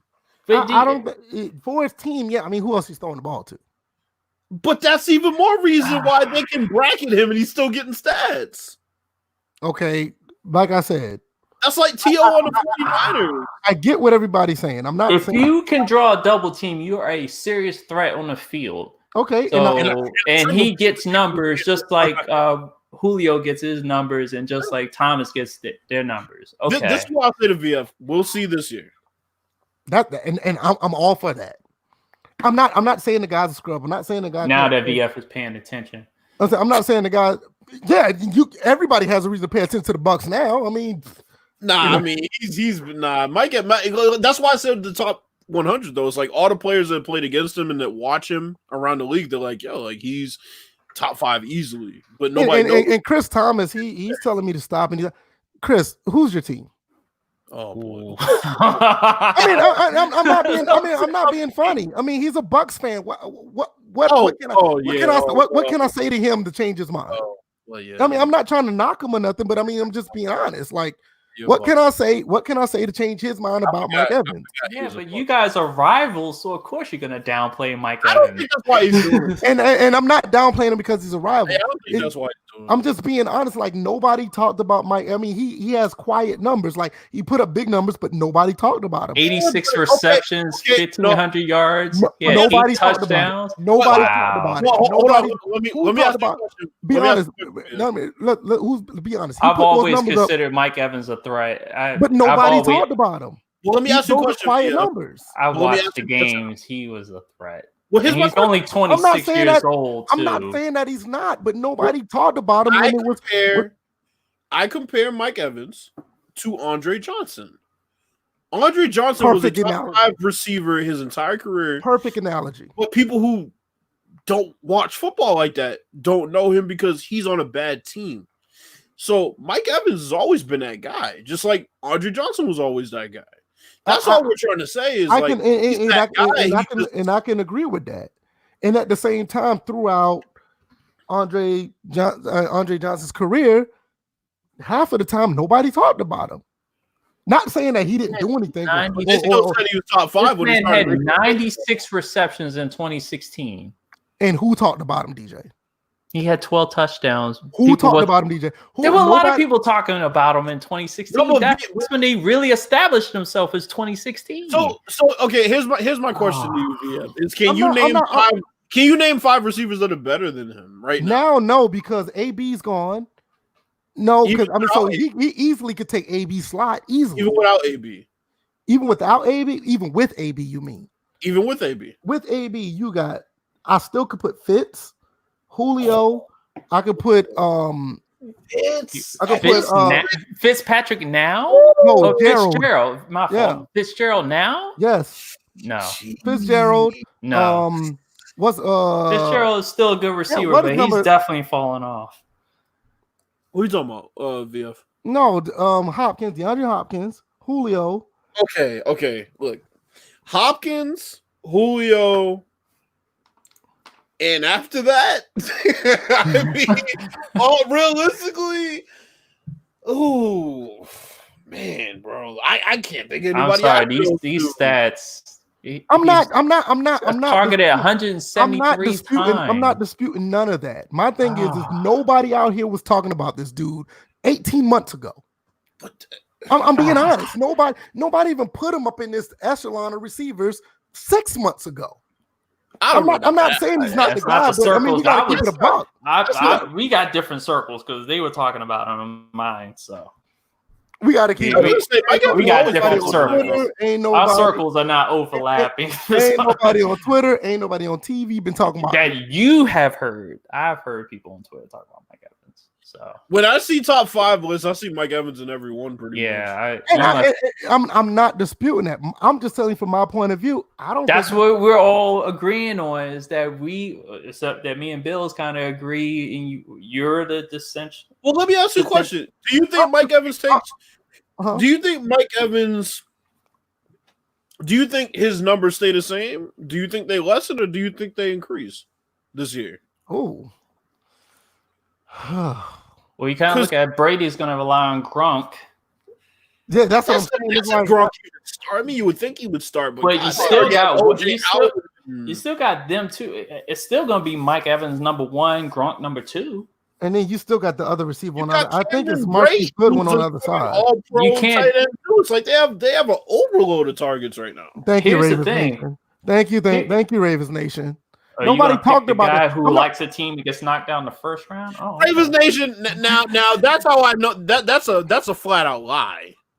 Nobody's been talking about Mike Evans, man. Come on, man. Bro, nobody that you heard of. When people hell, we haven't even been talking about it. We don't make top 5 lists. We don't make top at position. At least once a month we do a top 5 list. We've never talked about receivers. No, we haven't. Because I would tell you how overrated Mike Thomas is, and that never came up. That's all I know. We haven't talked about it. Let's talk about this mock draft, man. I'm just being honest. Nobody talked about this dude. I'm not trying to take nothing away from him. I'm not saying that he's not the guy. I'm just saying when it comes to upper echelon receivers, nobody talked about the dude, not even 6 months ago. And that's the truth. Nobody talked about it. I'm going on record right now. Mike Evans is going to have the best statistical season of any receiver this year. Ooh. Bold prediction. He had 96 catches in 2016, and you saying nobody talked about it. Whatever. He had 86 in 2018. Those are very good. You know why? Those are very good numbers. Oh, okay. You know why nobody talked about him? Catch 86 passes. Yeah. Oh, those are very good numbers. Right, and you know what? Nobody talked about him because they were like 7 and 9 and 4. Right, that's what I'm saying. You know why? No, you know why? Because people like receivers that are force fed, like fucking Mike Thomas is fucking oversaturated as. Another point, exactly. Another point, right. But that's the point I was making about his stats, bro. You get 67 catches for 1,100 yards. You're doing something. Right. I'm not taking that away from him, but it's like, for me, it's like. My issue that I took was how you said it. You're like, oh, he's not that guy. I don't think he is. He scored 12 touchdowns. I think if anything, he'll probably put up the same amount. I don't think his numbers will increase this year. It'll be even more impressive with all these targets, though. Yeah, because he'll be actually open and not force the ball. Tom Brady throws to who's open. Yeah, that's what I'm saying. I will agree with that because that's even scarier. He can't even get double teamed anymore. Yeah. Shit. Oh man. All right, mock draft. All right, let me pull this up. Justin Herbert. Just know this much. Mike Evans, you got respect over here. You've always had his that's all I gotta say. I mean, he gets the respect, but I mean, I'm not about to sit in that. I've been giving this man respect since his rookie year, so there you go. Johnny Manziel's right-hand man, yo. He was. He really was. He's bailing Johnny out of some. All right, these are my draft for 4 guys that are on the NFL Network. I tried my best to stay away from Kuiper and the other guy we don't want to talk about. So I didn't Todd McShay. I did not want to put those. El Capper, more like it. That's why I went with these guys right here. and I basically we just go down the list. That motherfucker's name Rhett. Yes. Yeah, Right. That's his name. it's Shit. more like a last name, but That shit sound like a fucking synonym for cyst. right. Bengals taking Joe Burrow number 1. What y'all think? Oh yeah, come on, that's Yeah. not changing. Get Dalton out of there. Isn't he already gone? He's a free agent, ain't he? They're slightly holding on to him, even though he's a free agent. Let me look to make sure. They're probably looking like, well, yeah, whatever. And then It's interesting having Herbert at 4. At least I'm glad these guys ain't going crazy with the number 2 pick. Yeah, he's other people on Twitter. He's still on the team. God. Number 2. I think that's gonna happen. Yeah, that's 100% lock. If I think his first 3 is a lock. Yeah. Jeff Okudah, another one. Yeah. Well, here's the thing, though. Do you think the Lions are bold enough to take a quarterback at 3? I wouldn't be surprised. Because that's the only thing. It looks like a lock, but how is Stafford 32, 33? It's not even age. It's just that you get tired of a person after a while. And I think I think he's getting tired of Detroit. Yeah, that's what I think is going on. And I think that's the reason behind them possibly going for a quarterback, not necessarily because he's not that guy anymore. He can't produce. It's just I think the relationship is just starting. It's just sad because that'll be like 3 players that Detroit has had. There have been the top players. It just gets tired of them losing and them having to do all the work between Barry Sanders, him, and Megatron. It's gonna suck for Stafford because where does he go to compete for a starting job at that point? I would like to see him in San Diego with those targets. Well, LA, I guess now, but I mean, they'll be displacing another black quarterback. Who? It's Tyrod's ass anyway. Yeah, Tyrod's scored his chance on the Browns. I mean, shit. Oh damn! I don't know. I'll be honest with you. What game I'm watching? I think I don't know, but I wouldn't be surprised if they did go for Tua. 5 and 6 are interesting though. They've been real talks about them possibly getting Tua, but I don't know. What do you think? Darius Slay just went to the Eagles, so cornerback might be the move here. What do you think about 4 though? Because they have Justin Herbert going to the one of them has Justin Herbert going to the Giants. If you draft Justin Herbert, and you have Daniel Jones, and you just drafted that dude, oh man. But this one right here saying a projected trade to the Dolphins, so this could be Herbert to the Dolphins while Tristan is going to. Yeah, true. That would be interesting because that means they really think Herbert doesn't make it past 5. I don't see it happening though. Because I see the Giants more interested in protection at this point. and they like Daniel Jones. A lot of people, even the fans, didn't like him at first, but they grown to love him, and I think he's gonna be the guy for a while. Tua. Well, they kind of had no choice because Eli at the end is throwing interceptions at will. Being normal, you mean?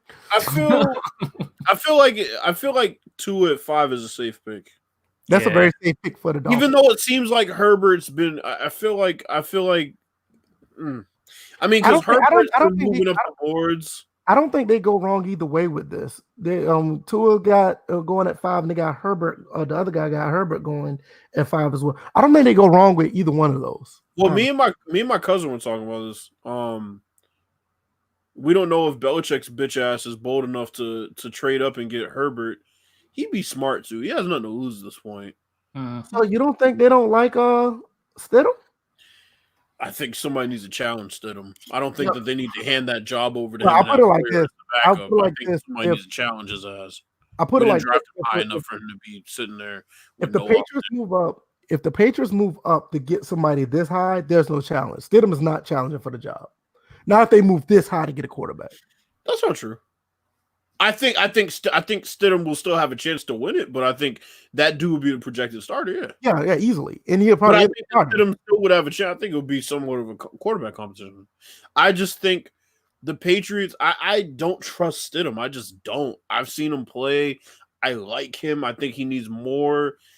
I think he needs more time. I don't care. I mean, look, I'm not a Patriots fan anymore anyway, but just from assessing them, I mean, I my thing is like where you draft somebody. If you draft somebody, if you let alone drafting somebody at 5, if you move up to number 5 to get them, or if you move to the top 10 to get them, it just get it. I mean, and then you want to go back and try to tell Stidham that look, you can compete for the job.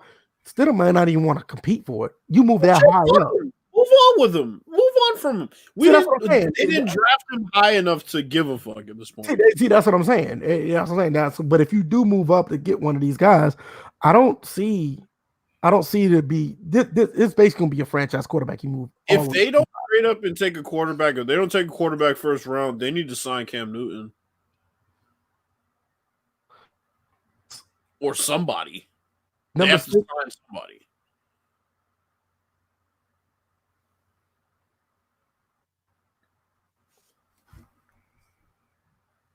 Hello? Y'all still there? I'm about to say. Did I drop? I think I don't know if you did. Y'all can hear me? Yeah, I can hear you now. Okay, chat, can you let us know who dropped out? So 3 people have 2 at 6? Right. He'd be closer back to Hawaii if he went to San Diego. So, I mean, not San Diego, Los Angeles. I think Miami. I don't know, bro. I feel like Miami still ends up taking 2. So you think Herbert to go to 6?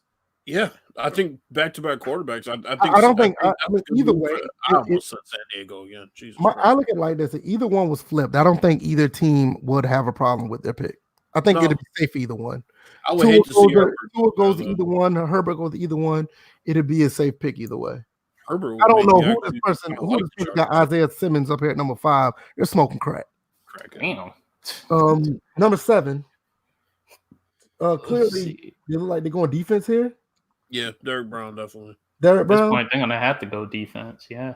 I think they take Derek Brown. Okay. That's not a bad look. I don't have a problem with that. I think they're going with Simmons on this one.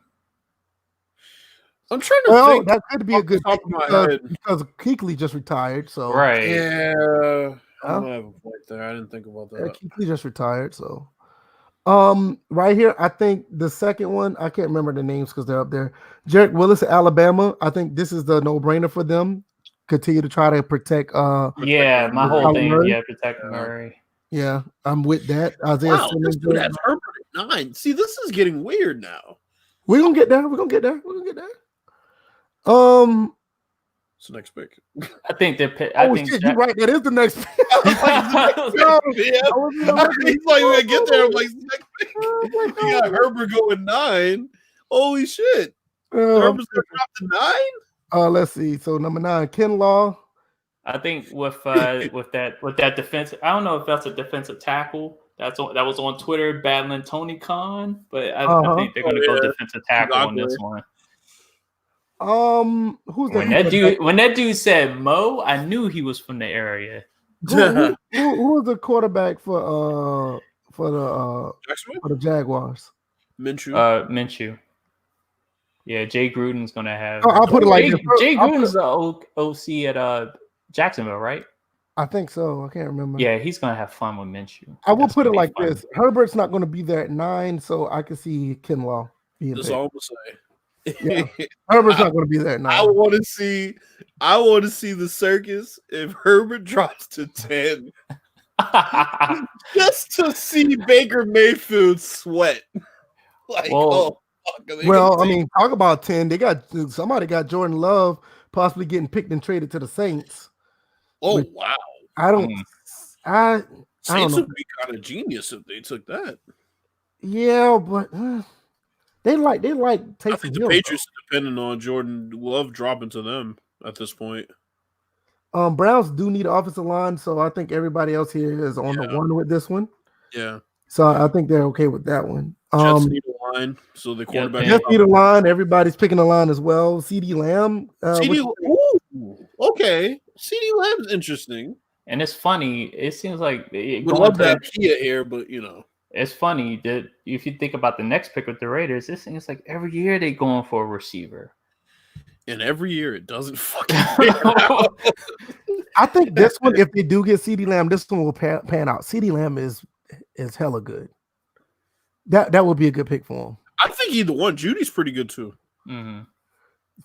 Yeah, Judy's good too. I think Judy and the problem with Judy is, and I think this is something that New York needs over what Judy can do. I don't think Judy is the possession receiver that what's his name, the quarterback. No, the quarterback. That Derek Carr. Sam Darnold. Darnold he needs a possession receiver. So I think that's where he would fit with the Jets more than Judy. Judy will fit better with the Raiders because Derek Carr can actually throw the ball a little bit better. So I can see Judy going there. I'm not saying that it'd be a bad look if the Jets got Judy, because Judy can make things happen. But when you're looking at the quarterback that you have, I think Sam Darnold needs a possession receiver, and CeeDee Lamb is more of a possession receiver. Mm-hmm. Going with the Raiders, CeeDee Lamb or Jerry Judy, what you think? Win for both, either pick? Well, 11, 12, and 13 are targeting wide receivers, so I think no one loses. No one loses, right? San Francisco just lost that they're targeting that 13 targeting receivers. San Fran. I think Henry Ruggs. I don't know if that's their issue. I think Henry Ruggs is a guy nobody's talking about much. I would not be surprised he has a stellar season, just as good, if not better, than the other two. Man, I fuck around, take quarterback at 13, but that's just me. They're not going to do that. I get it, but they're not going to do that. But, you know, I mean, what quarterback you going to get after all these other guys are gone? Well, Love ain't going to be gone yet, based on what we've seen. One person has him at 10, but that's the first time his name popped up. Yeah, and I don't think he's going to go at 10. I get what you're saying, but I don't think the 49ers are going to do it. No, of course they're not. But, offensive line for the Bucks. Yeah, this is a no-brainer. No doubt. Yeah, they need protection for Brady. But either that, or they can get trade with the Redskins. They can get Trent Williams, and we can get OJ Howard. I would love the Tampa Bay Buccaneers to take Jonathan Taylor with that pick. Mm-hmm. But they're not gonna. And when is he exactly popping up on? Yeah, we're gonna. I guess 17. I was seeing something like that. Yeah. 15. There's been reports that the Broncos probably move up to get Jerry Judy. Why is Jefferson so low compared to Judy and Lamb is my question. After the way he played, especially down the stretch of the season, God, I think he's neck and neck. I don't know. I don't know. I mean, I don't even know if that's necessarily a bad for him to be at 15. I'm not saying. Compared to CeeDee Lamb, Jared Judy, and Ruggs, I mean, you're almost splitting hairs outside of Judy. Judy is obviously faster than everybody, but everybody else, you're almost splitting hairs with everybody else. This is the first time his name popped up, which is kind of. That's an interesting question. Patriots need which position more, wide receiver or quarterback? Shit, quarterback. Yeah, I'll say quarterback easily. I would say wide receiver only if they're hell bent on Stidham. Then you need targets for him. But if you're not, then yeah, obviously quarterback. In the draft, I would still probably look. I'd probably look towards free agency or try to trade for Andy Dalton or something like that. 16. The Falcons going with CJ Henderson, which I can see that. We're pretty much gonna go all defense because I would think you guys need more of a pass rusher. Yeah, that's what Kavon Chasen comes in. Javon Kinlaw, yeah, but we already got damn chicken. Go ahead and say it. Not that. It's not that. It's not necessarily that. It's more we already got Grady Jarrett. Like, true. You know what I mean? Tech McKinley's okay, but he's always hurt. Running 4-3. Yeah, that's true. I don't know, man. Me personally, Trufont's gone. You got a couple of young cornerbacks. I wouldn't mind getting another one with CJ Henderson or Chasen. One of these two. Man, yeah, because somebody's gonna have to cover these wide receivers in the South, especially Mike Evans. All right, so I mean, Chasen's oof. Yeah, Kinlaw sounds good, but it's just if we didn't have Grady Jarrett, then it'd be a different story. Cowboys possibly getting Chasen, CJ Henderson, who they actually need, Yeah, I think it's either Henderson or McKinney. Yeah, They need, they need somebody back there, so I'm with that. Jason's. Yeah, it's Miami again. So Miami's at 18 again. If Jordan Love falls to them, that would be a good pick for good value for the Dolphins, actually. Man. So with that being said, let's go back up here for a second. If they get Jordan Love at 18, that means they went with Isaiah Simmons at linebacker. Yeah. Damn, there's 3 possibilities they could have. That's what I'm saying. It's interesting. 3 quarterbacks that they could possibly get. Once you get, I usually don't watch the draft unless there's crazy intrigue in the first round, and this is crazy intrigue because once you get past the 3rd pick, it is just all bets are fucking off at this point. Right. Herbert and Tua, and then they have another pick down the road. It's like, fuck, okay, what if they don't take either one of those guys? And you must think Jordan Love is there at 18, and then, man. Dolphins trade more picks and get a quarterback. She has like an Aaron Rodgers situation where he just falls. Oh, God, that trade for Dak thing is real, too. Yeah, I heard about that. That's another thing. Raiders come back again at 19. That gotta be. It's almost a pick of the litter right here. I mean, I'd probably go with pass rush for them. They can't generate pass rush. So you looking at Kinlaw Murray? I don't know much about Patrick Queen. Queen's pretty good. He's pretty good. I just don't know enough about him to be like picked at 19. He's really athletic, but he has to play around other talented players, which they don't have. So, you got the Jaguars coming back at 20. Me personally, I think at this point they will probably get a cornerback. Who did they pick the first time? Kinlaw. Okay. Kinlaw, CJ Henderson. I don't think they're going. I don't think that if they get Herbert, I see them going with a cornerback. Edge rush. They're Calais Campbell's gone too. So yeah, I'm looking at possibly. Yeah, it's Campbell to the Ravens. That shouldn't even don't make no fucking. Yeah, sense. I would go corner in this one, number 20. So I would go with Terrell. I can see corner, but then again, like I said, Calais is gone, so I would not be surprised. Man, but I do. I mean, yeah. Eagles. They got Jared Judy falling all the way down to 21. I don't see that. Damn. That ain't happening either. That ain't happening. Didn't they just lose Malcolm Jenkins? Yeah, so McKinney might be that pick. Right. I don't see them getting a linebacker. I don't see Jefferson at 22 is interesting. That's another thing, though. Especially Minnesota losing Diggs. Yeah. I can see that being the pick, but do you think Jefferson will fall all the way to 22? Yeah. You can see that? Because after you get past CD and after you get past Judy and CD, nobody else really needs a receiver. Yeah, because you look at it right here, after 13, look, the Bucks don't need a receiver. The Broncos need one, but they're going to be told they really don't because they're still trying to figure out the quarterback situation. Right, like you look at all these other teams, they don't really need receivers. So, yeah, he'd take the place of Stephon Diggs. I can see that. 23, the guys I'm taking defensive ends. I'm sorry, you got to go best player available for once. Yeah, I was about to say. Check for once in your fucking life. Take Jonathan Taylor if you fucking idiot. I'm sorry. Yeah, I don't see that. I don't see this being a pick right here. I don't see that. He's gonna pick the tight end. Watch. Take Jonathan Taylor if you're a fucking smart guy. You don't know what your quarterback situation is gonna be like. Sony Michel is not that guy at halfback. If you take Jonathan Taylor, you might turn out to be the smartest guy in the fucking draft. And if he doesn't pan out, which I don't see a reason why he wouldn't, then worst case scenario, you didn't really waste a pick because it's a no-brainer pick for 20. Okay.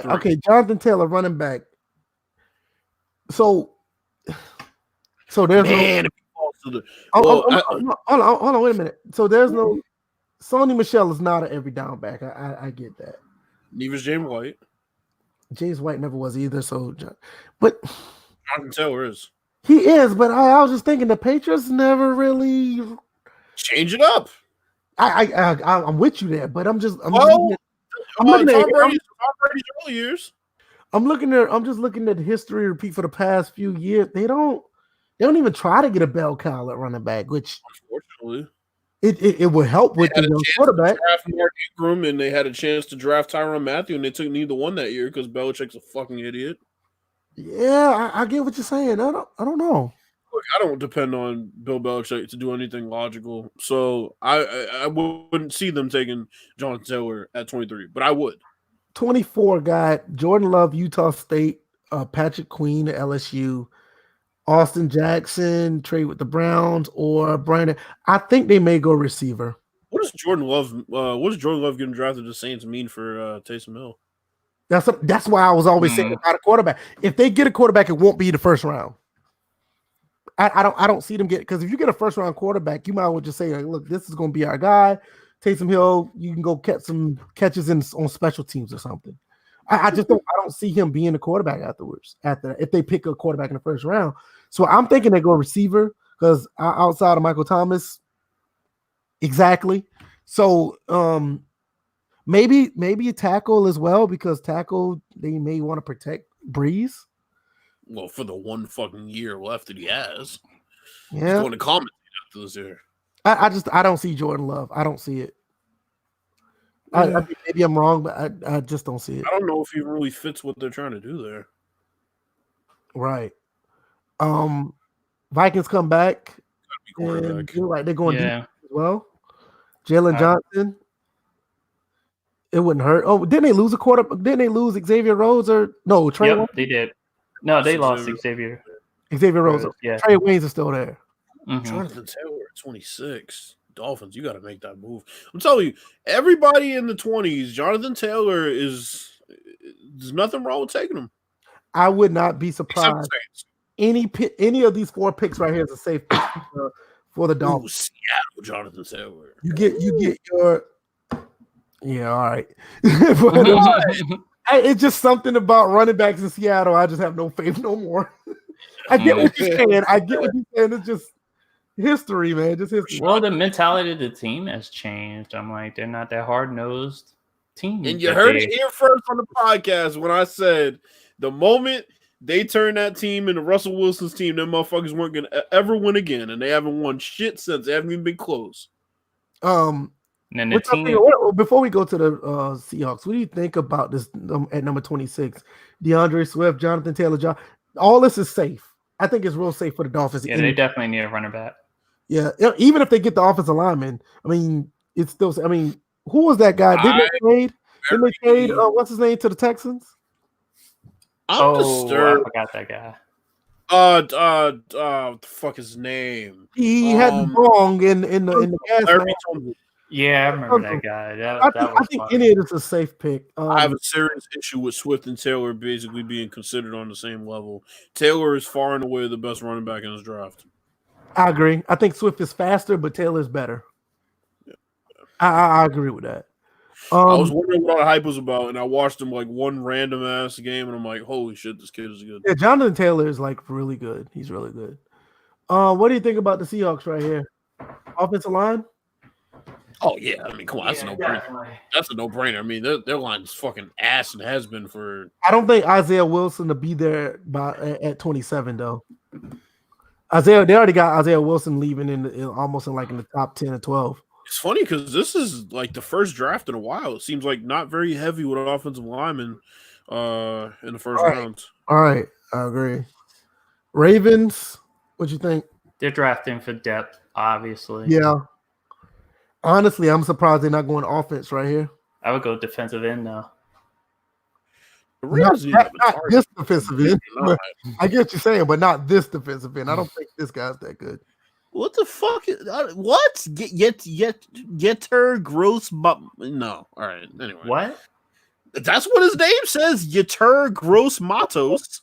Yeah. Oh, you're talking about on Seattle. We were talking about the Ravens. Oh, the Ravens. AJ. No, I don't think he's the guy.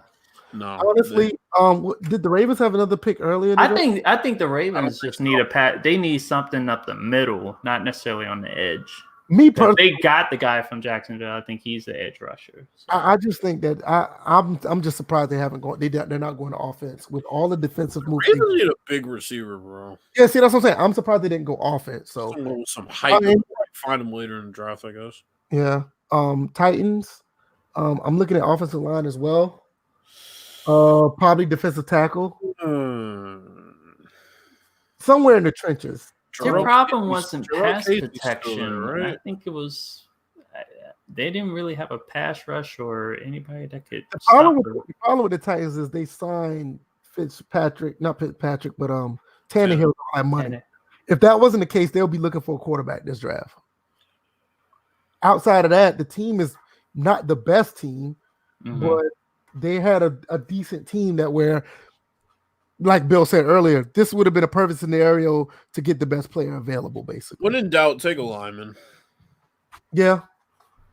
But it just seemed like this would have been a situation where they could have get best player available and wouldn't be at a loss. Right. You know, because I mean the Titans, they're a middle of the road, above average team that, they just needed a little bit of everything and anything would have helped. Packers, what you think? Receiver? Defensive tackle, Patriots, a linebacker. What's the name? Go back to the Matthews didn't go back to the Packers, did he? No, I don't think so. I don't know why I thought I heard this. Oh God, he's still around. I don't even know what the Packers. I would go defensive tackle. Defensive tackle, you think so? Yeah, I would go defensive tackle. I will say their wide receivers are anemic though.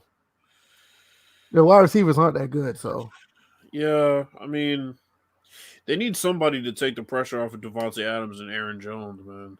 True. San Francisco back at number 31. They're actually talking about trading out of this pick, so I don't know. I would trade out of it or take the best available. Yeah, same with Kansas City. I'll do the same thing. Yeah, same thing. Trade out of it, take the best available. That's usually what I would do. Yeah. The Super Bowl runner-up or Super Bowl winner around 31, 32. So. Yeah, because I think either one of these, I mean, these are like picks we're just picking whoever's the best person out there, or they can just trade back and get like 2 second-round or 3 second-round picks or something like that. So that's the first round. Thursday, we're going to be looking at the draft. Anything I'd add to this? Like anything? I'm just looking at that 4 to 6, bro. Is going to be so interesting. Justin Herbert's not going to get picked at the Giants. I know that. I just want this draft to, get these first few picks out the way so Redskins Twitter can calm the fuck down. Because all these wild ass scenarios about, well, if you trade down and get this and blah, blah, blah. I'm like, I would like to see them. I don't know if it's going to happen on night 1, but at least on day 2 or whatever, they get that trade done for Trent Williams. Because obviously it's not going to work out with him staying. So get that trade done, get another draft pick. They said they're working on a trade with him to the Browns. Yeah, they've been talking about that since last season. And Bruce Allen, obviously. Quick scenario: they trade back and they get a receiver. What would you do? Okay, if they traded from number 2, they trade out, get a couple of picks, and turn around. Like say they trade back and they end up moving back to like number 8 or number 10, and they end up getting like Judy or Ruggs or something like that. That'd be dumb. Honestly, first off, who they trading with? Right. Oh, let's say they did trade back with the Browns, or they trade with the Jets, or I'm just putting a scenario. I'm not saying I'm just wanting to know DJ's thoughts if they did that. If they traded back and picked a receiver, it'd be dumb. It'd be the dumbest. You got tell you the truth. The issue with the Redskins is not at wide receiver. Mm-hmm. It's more or less going to be that offensive line. Because you've seen what happened. I'm like, you lost Trent Williams. He was like your main steadfast lineman. Scherf was kind of exposed last year. So it's like they had to rebuild that offensive line. So if they were to trade back, they would have to get an interior lineman. Like a left guard.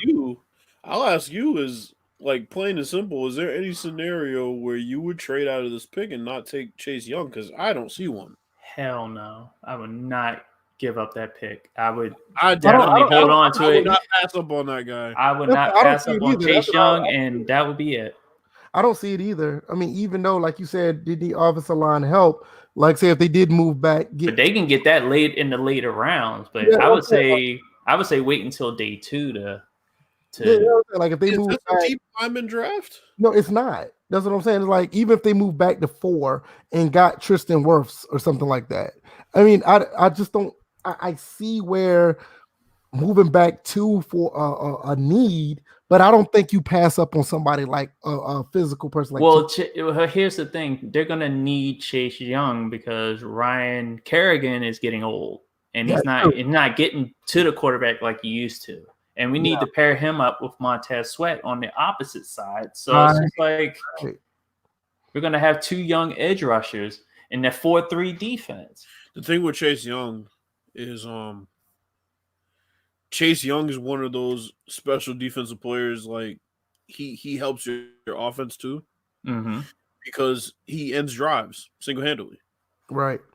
And sometimes forces turnovers. I got a question. Mm-hmm. I'm looking at our Discord. Hey, everybody, if you want to, please join the Discord.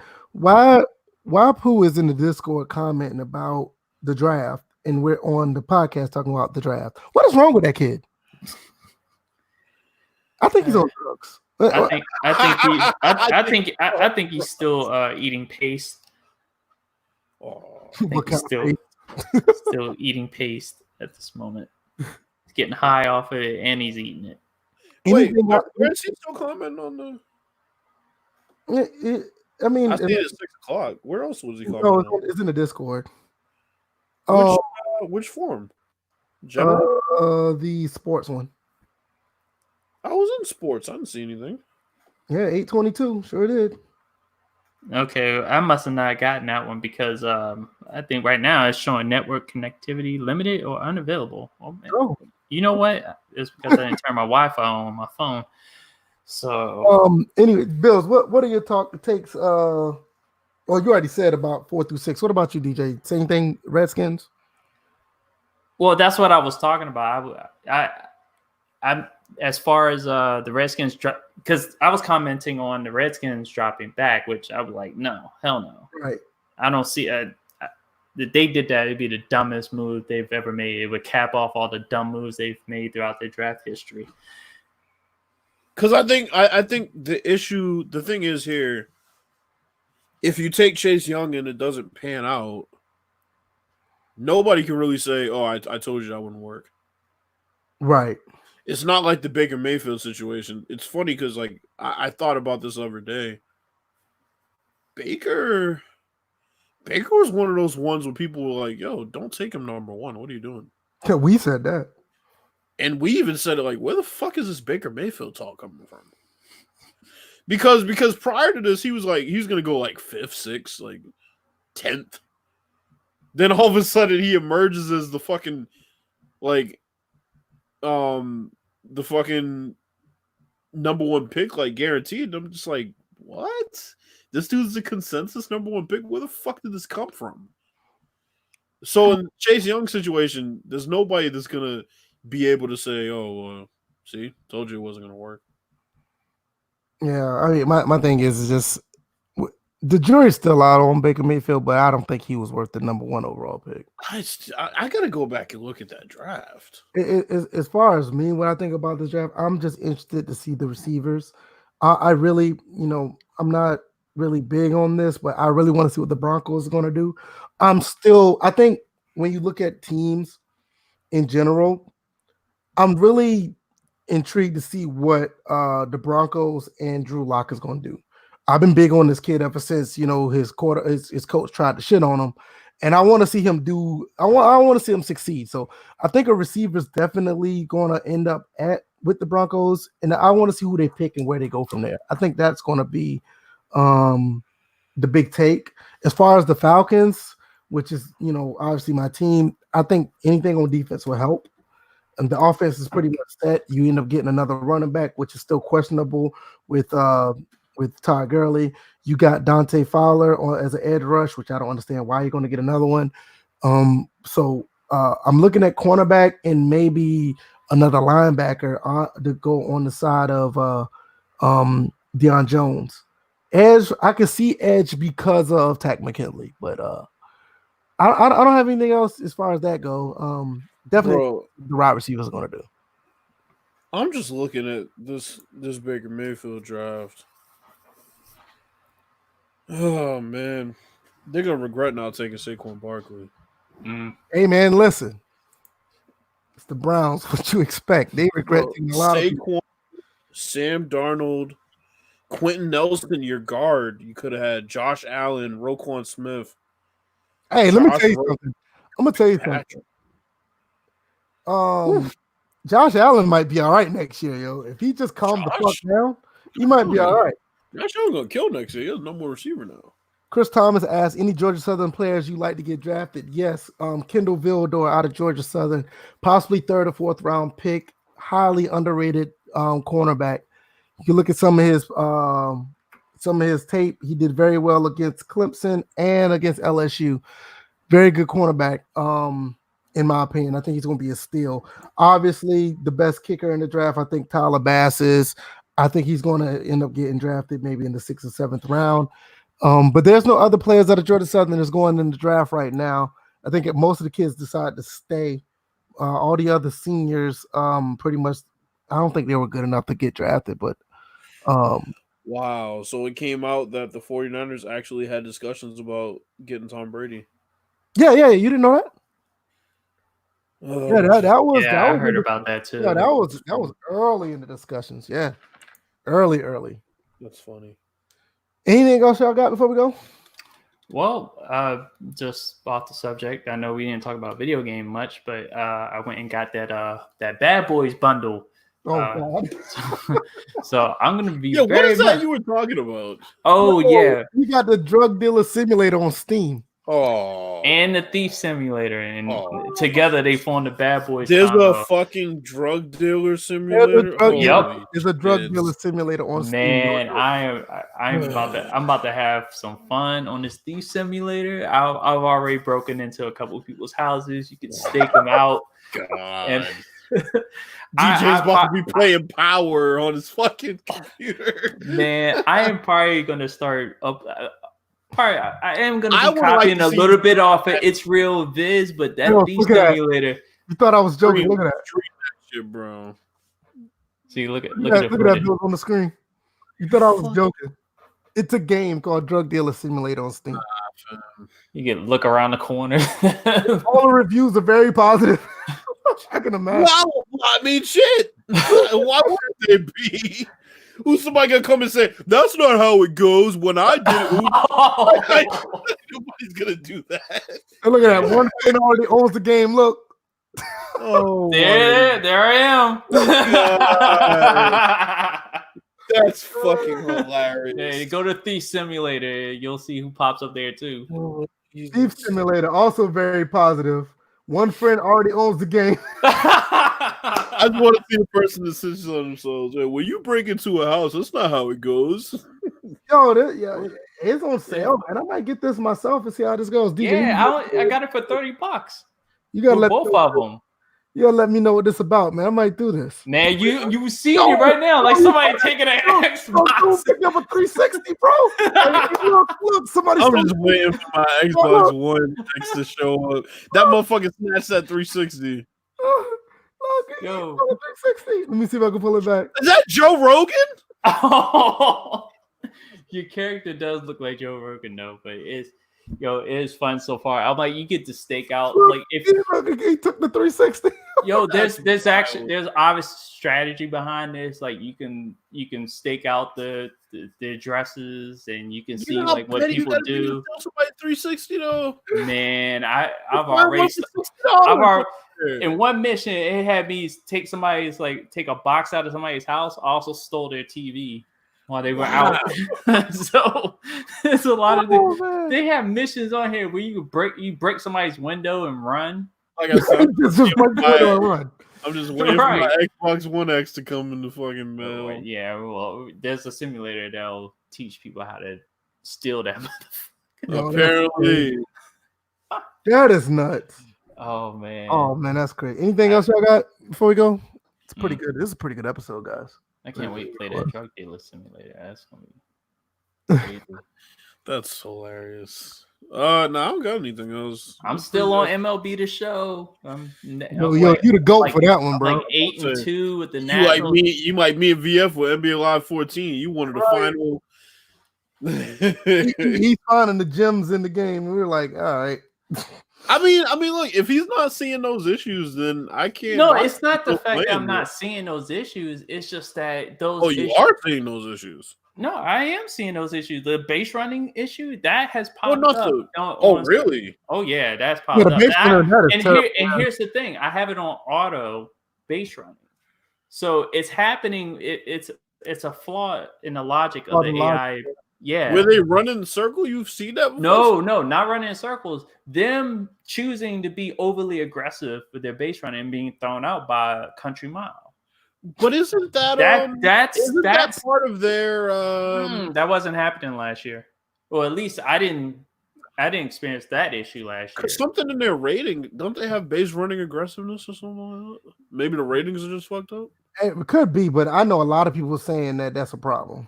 Because I do my own base run anyway. I just wouldn't want to see that running in circle shit. Hey, dude was running all across the field.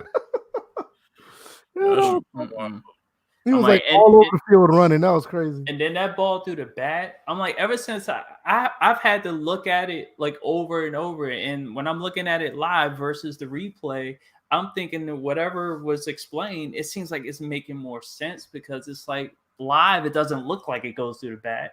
But then a replay, it is going through the bat. And it's just like, seems weird. I've had situations where it was live and it looked like it went through the bat. Yeah, that's my only reason why I started looking at it in the beginning.